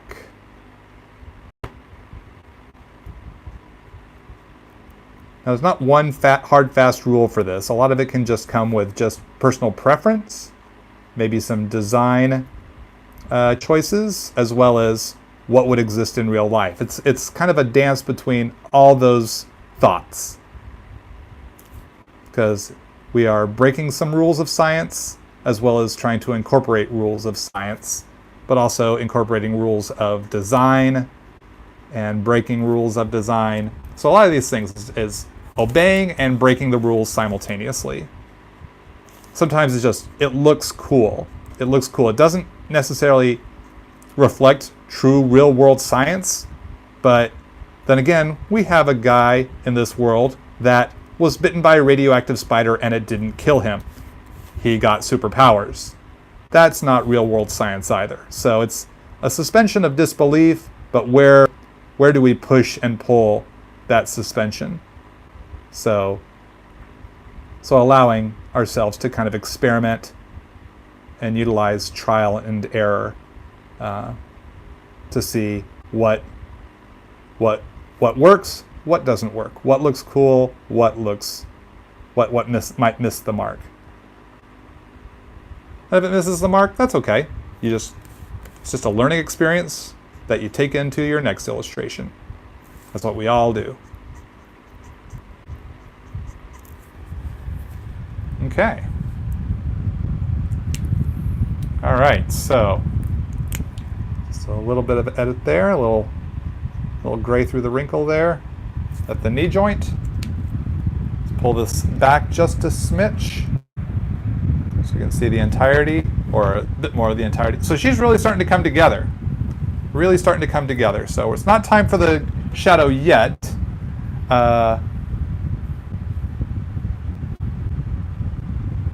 We'll start to color in some of the background here. So I'm going to use some cool gray, because I think cool gray will be since we have so many neutral and cool colors here, I'll actually want to use a warm gray is what I mean to say. So I'm going with a warm gray 1, W01, to ink the ledge that she's on. Or to color the ledge she's on, I should say. Just using the broad tip here, just to get kind of the initial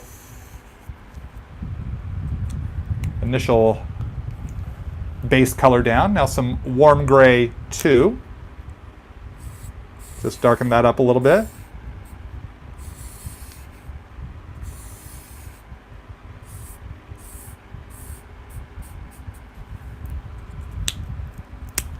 Maybe use the brush tip to create some textured mortar grit.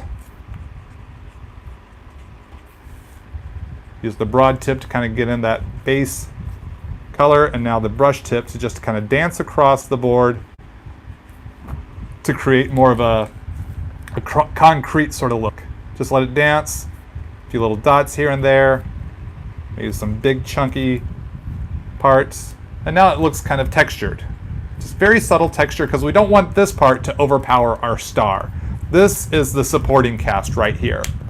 So let's color the bricks here. I'm going to stick with a kind of a warmer shade, and we're going to come in with some E31 for the bricks.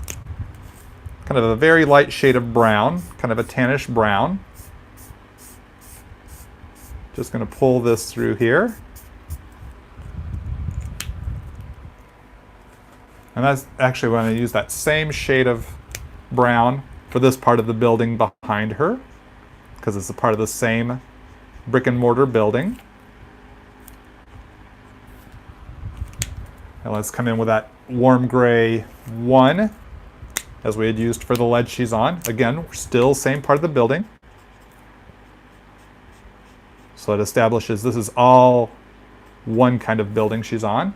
And then the skyscrapers will be a different building behind her, different buildings, I should say. Little warm gray 2, just for a little texture there. Let's see these pipes. Let's see, we'll use several different grays here. We're going to use a neutral gray just to get that metal sort of look. but this metal sort of look is too close to the gray of her costume. So I'm not going to leave it at that. I'm going to come in with a different color. In fact, let's come in with some warm gray 3 to help take away that neutralness of it all. See how that looks.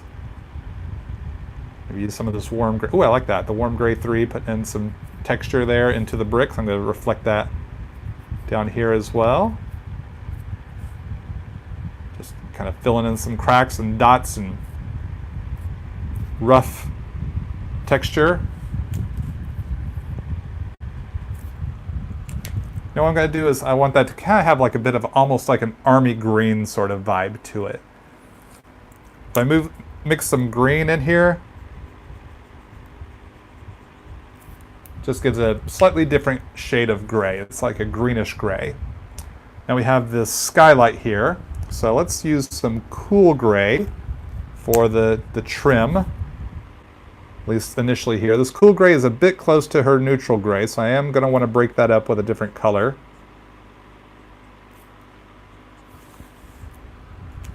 So need something opposite of cool, so warm. Let's come in with some E84. It's almost like a khaki color. So it makes it a very muted sort of color, but isn't too cool gray, or too cool of a color. And let's see, we have the windows here, so we're going to start with some. Let's see, we'll use this BG90.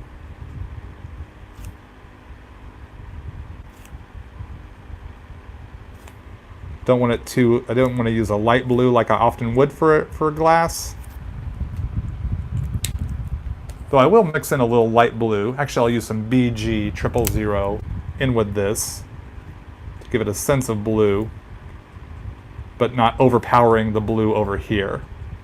So it kind of brings it together, but doesn't overpower or distract from Black Cat. Okay, so now I have the skyscrapers here. Still have to come in with the shades of gray, but I want to get my night sky and my skyscrapers here. So skyscrapers we'll do next. What do I want to use? I like that BG90, so I'm going to keep using that. This is just my subtle framing shapes.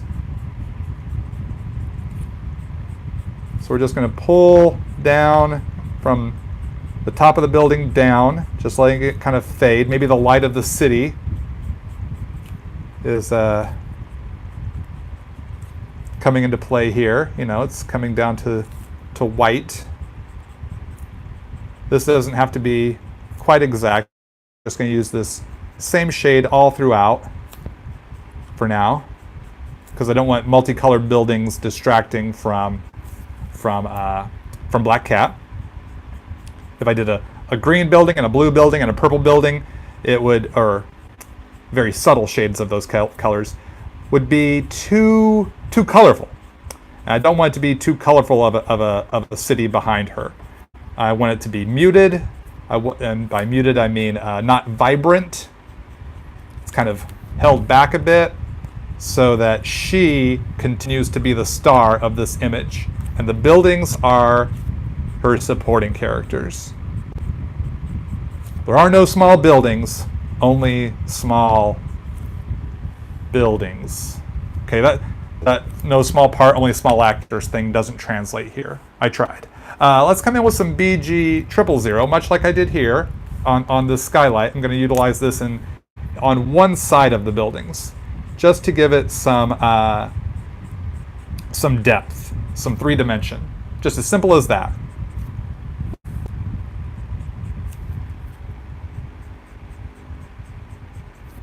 Just gives it some color and dimension without being too overpowering. But definitely gives it some color. I'm going to use that right here on this building as well. So just as simple as that. We're just wanting a hint, just a taste, just a flavor of New York behind her. I think I'm content with just that amount, because we also have to do the sky. Now with the sky, we're going to do a fade. You might have seen me do fades in other videos, and this is definitely going to be a fade.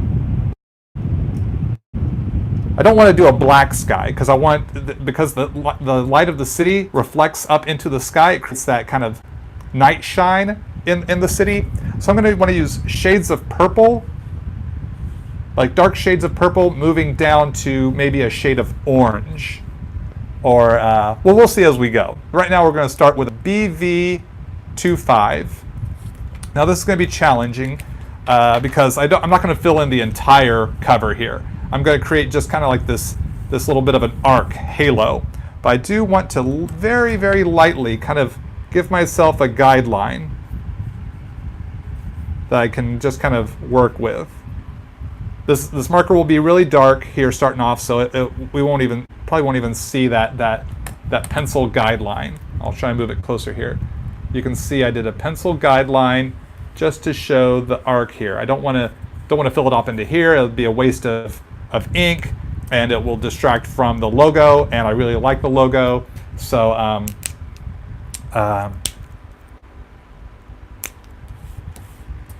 we're going to keep that in mind here. So starting in with what did I say this was? The BV25. It's kind of this grayish purple.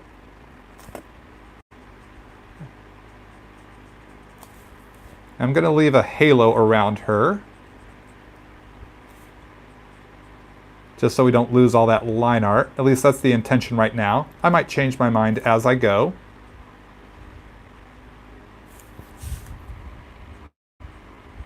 Going to leave a halo at the logo as well. Definitely want the halo at the logo. The halo is just a white ring left around the character or an element that you're illustrating. We call that a halo. Okay, so that's some BV25. This is going to be an amorphous sort of shape. I'm going to switch to the BV34. This is going to be a more vibrant shade of purple kicking in now. Going over, not super vibrant, but more vibrant than that BV25, this BV34, kind of blending out away from it into the white here and down towards the city. So this BV34 is reacting with the ink that I had just laid down, kind of blending the colors together.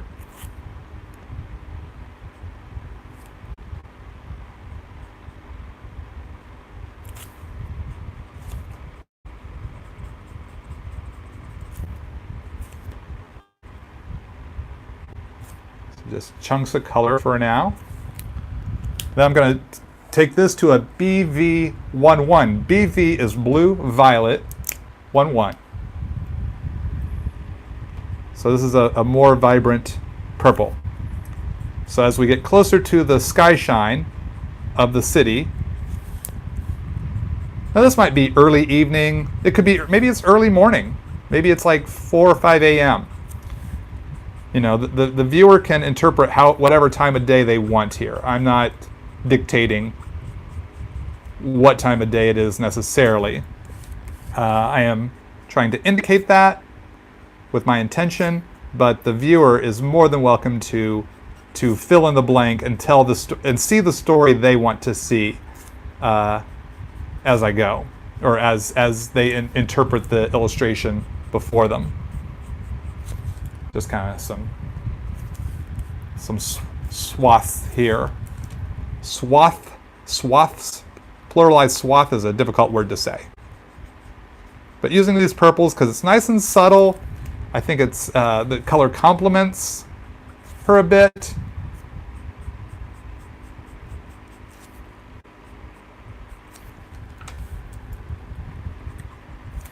As you can see, I got some purple there in my sky, on my building. If I don't want that, come back in with that BG30, color over it. Wiped it right out. Wiped it out. Now you and I will be the only ones that know I accidentally got some purple in there. But don't tell anyone. It'll be our secret. Some more purple down through here. Really kind of tighten up that halo.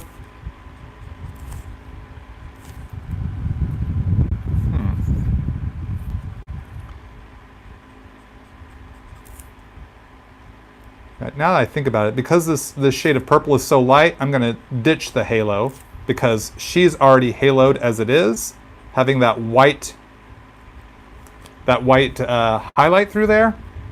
So we don't really need the halo because otherwise it almost looks like a double halo, and that's not what I want. So with this BV11, I'm just going to blend everything all the way up to the line art. This is me making the edit as I go,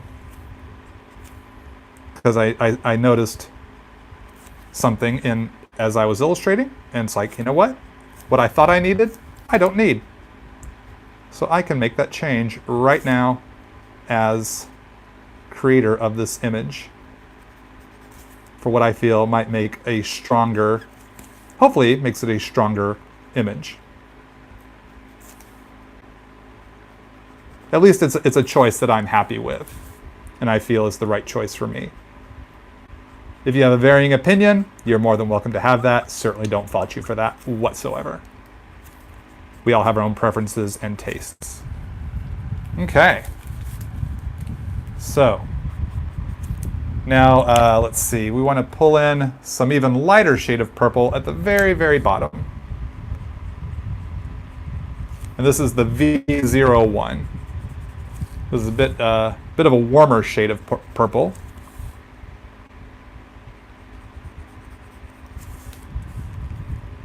And as it mixes with the previous shades, it can create a really nice blending effect.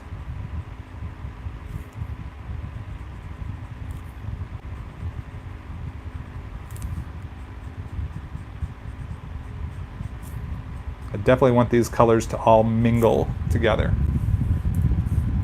Maybe a little bit as we pull away into the white. So just like that. Okay, so that pretty much takes care of the background. I was going to use some oranges, but I think that might be too overpowering. I'm just going to leave this as is for the sky, because again, like I said, I really want the focus to be my homegirl, Black Cat here. So now I want to bring in some realistic shading in her face and in her hair. So I'm going to use some cool grays. We're on the tail end, gang, and we'll do a little Q&A here at the very end, so I can address a handful of questions. So I'm using some Cool Gray 1, C1. I'm going over all the light blue spots with this shade of Cool Gray here initially. Same mentality of shape and form coming into play. Starting off light because I can always go darker, and I probably will add some even darker shadows momentarily. Don't forget, I will be sharing the final fate of this illustration. This is not a commission. This will be a giveaway, and I'll have more information on that here after I finish the illustration. I'll also have that information in the information of this in the description of this video below. So if you have to come back, you can come back and read up on that to see how you could maybe be the person to have this sent to your home, and you could be the owner of this piece. But that information is to come here in just a little bit when I can focus on explaining how it all works. So now I want to add the same Cool Gray 1 to her skin tone as well. Right down the bridge. In fact, let's push this in so you can see more of my technique. The bridge of the nose right there. See how it's already starting to really kind of sculpt out that bridge of her nose? And I didn't have to use line art. And shadow underneath that hair.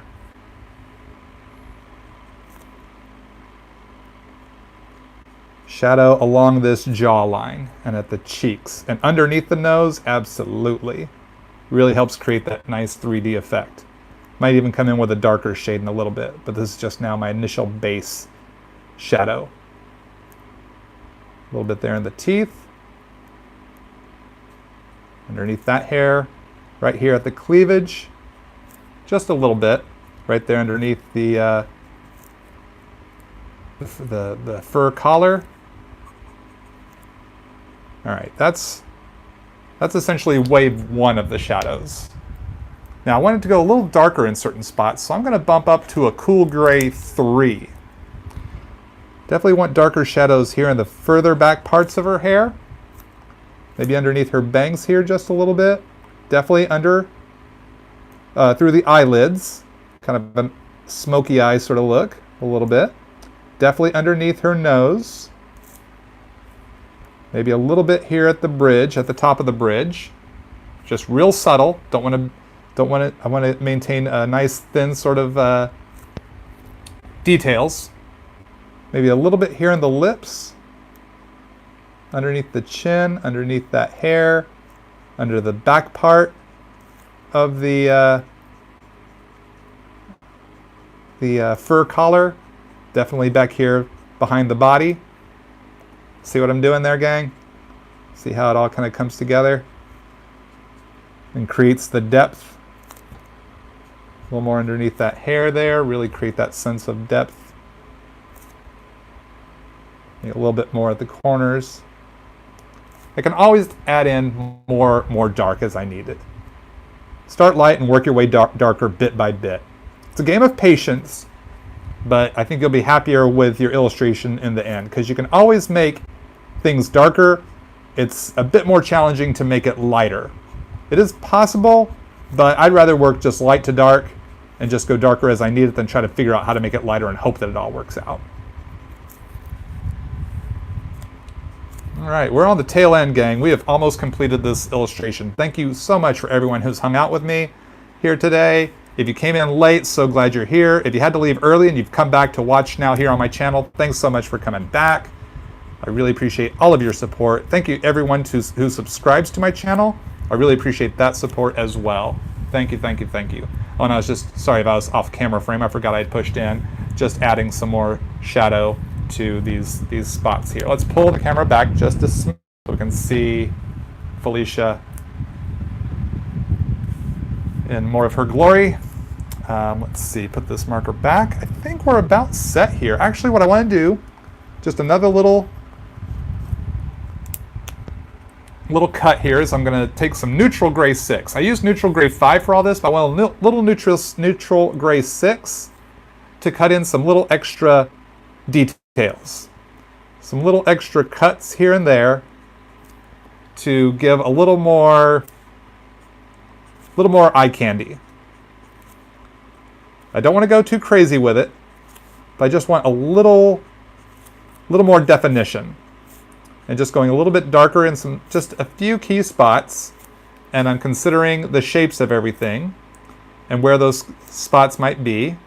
Like here in the knee or in the shin, in the thigh, at the rib cage, at the shoulders here, inside the palms of her hand, across there, underneath the neck as I'd done before, just doing a little more, just to give it just a little more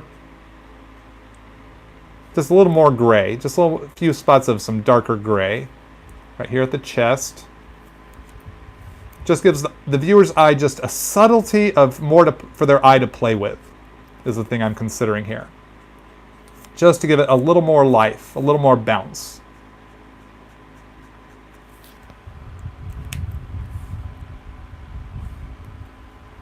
There we go. So, let's see, I'm going to take my Uniball Signo white gel pen. I'm just going to dot in a few stars. We're not going to see a lot of stars because the sky shine of the city is going to kind of make most stars difficult to see. But you still can catch 1 or 2 stars. 1 or 2. I'm doing definitely more than 1 or 2. But, you can see a handful of stars, mostly in the dark purple parts. So I'm not going too crazy with the amount of stars. Not like I would if it were a space scene. If it was a space scene, oh my gosh. Stars galore. More stars than you could shake a stick at. Why you'd want to shake a stick at stars, I don't know, but it's something that old people say. And or older generations, I should say. I don't know where that phrase came from. I should look that up. Why do people say more than you can shake a stick at? That's got to be a very antiquated phrase, but I don't know. Something I grew up hearing as a kid down in Texas. So maybe it's a southern phrase. You know, we say a lot of weird phrases in Texas. So there we go. Just some stars there. Just gives a little bit of a glitter behind her. Now let me throw my autograph on here, and this piece will be done, gang. Y'all did it. You made it through with me. I'm going to sign right through the this part of the ledge she's standing on. And today, what day is today? It's the 27th. Today is the 27th, that's right. So 27 July 2019. And there we go. Let's pull the camera back for a final full view, or as full of a view as possible, of this black cat cover. There she is.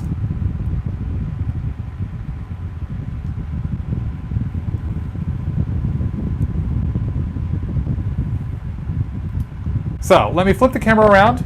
We'll do a little bit of a Q&A, and I'll share more about what the final fate of this illustration is. So let me flip this around. Ooh, this camera's getting hot. This camera is getting hot, people. Hopefully this won't freeze up.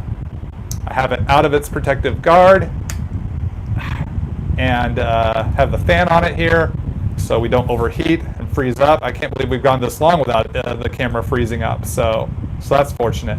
How's it going, everybody? We'll tackle a few questions, but while you prepare your questions, I just want to let you know this black cat sketch cover, this piece, is in honor of me hitting 150,000 followers on my Instagram account. Are you following me on Instagram? If you're not, come follow me on Instagram. The link is in the video description right now, and it's in the video description of every video I do. Come follow me on Instagram, and I will have information on the post, and I'll have a link to the post on Instagram that tells how this will be raffled off. Essentially, when I post this image to Instagram for my 150K giveaway, I will have instructions on you essentially posting a comment, and in that comment you tag one friend, and then one randomly chosen person sometime next week, maybe Tuesday of next week, I'll have the info in the post itself, will receive this illustration personalized to them. So it'll be to whatever your name is, Todd Nauck. So this will be up for raffle. So come to my Instagram channel. The Shield Go Instagram is in the video description below. Just go below and I'll have in bold letters where to go. Now, if you're watching this video after the giveaway has been done, I'm so sorry you missed out, but stay tuned. I will be doing more giveaways when I hit these landmark follows on my Instagram account.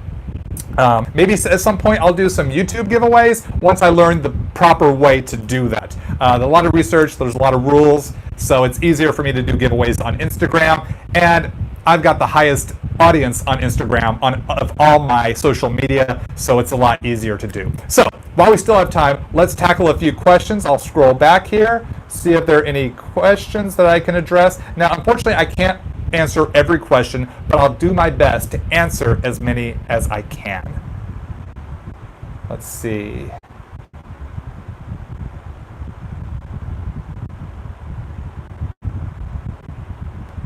What was my favorite step in the three-step process? Pencil, ink, or color? Every step is important, and I enjoy each step. But I think my favorite step is always the last step, because that's when everything comes together. The vision finally comes to fruition. It's all fully formed. So I'd say if it's just doing inks is my favorite. When I'm doing like my comic book work, the ink stage is always my favorite, because this is it, the final lines, everything is finalizing. If I'm going full color, it's the color stage, because the pencils and inks were setting me up to do the colors to bring it all home. So it tends to be, I would say, the last stage of whatever it is, because it's been a journey through the pencils, through the inks, to the colors. I'm coming home through the sketch, through the pencils, through the inks. Finish that page of art. Now I'm on to the next page for the comic. So it's usually the last stage, because there's been so much that I've experienced getting through there. Favorite moments from drawing your Nightcrawler one. One of your favorites ever. I love doing Nightcrawler. It was so great with working with legendary X-Men writer Chris Claremont. I grew up reading his X-Men comics, and Nightcrawler is one of my favorite X-Men, and now I'm working with him.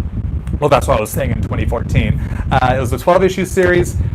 So much fun stuff that we got to do. The Death of Wolverine tie-in issue was a lot of fun. I think that was probably my favorite issue, but I loved drawing every issue. But getting to do that Death of Wolverine, we got to touch on some really fun, key moments of Nightcrawler and Wolverine's history as best buds together. So that issue was a really powerful issue since Wolverine had just passed away at that time. But so many other great memories working on that book. It's hard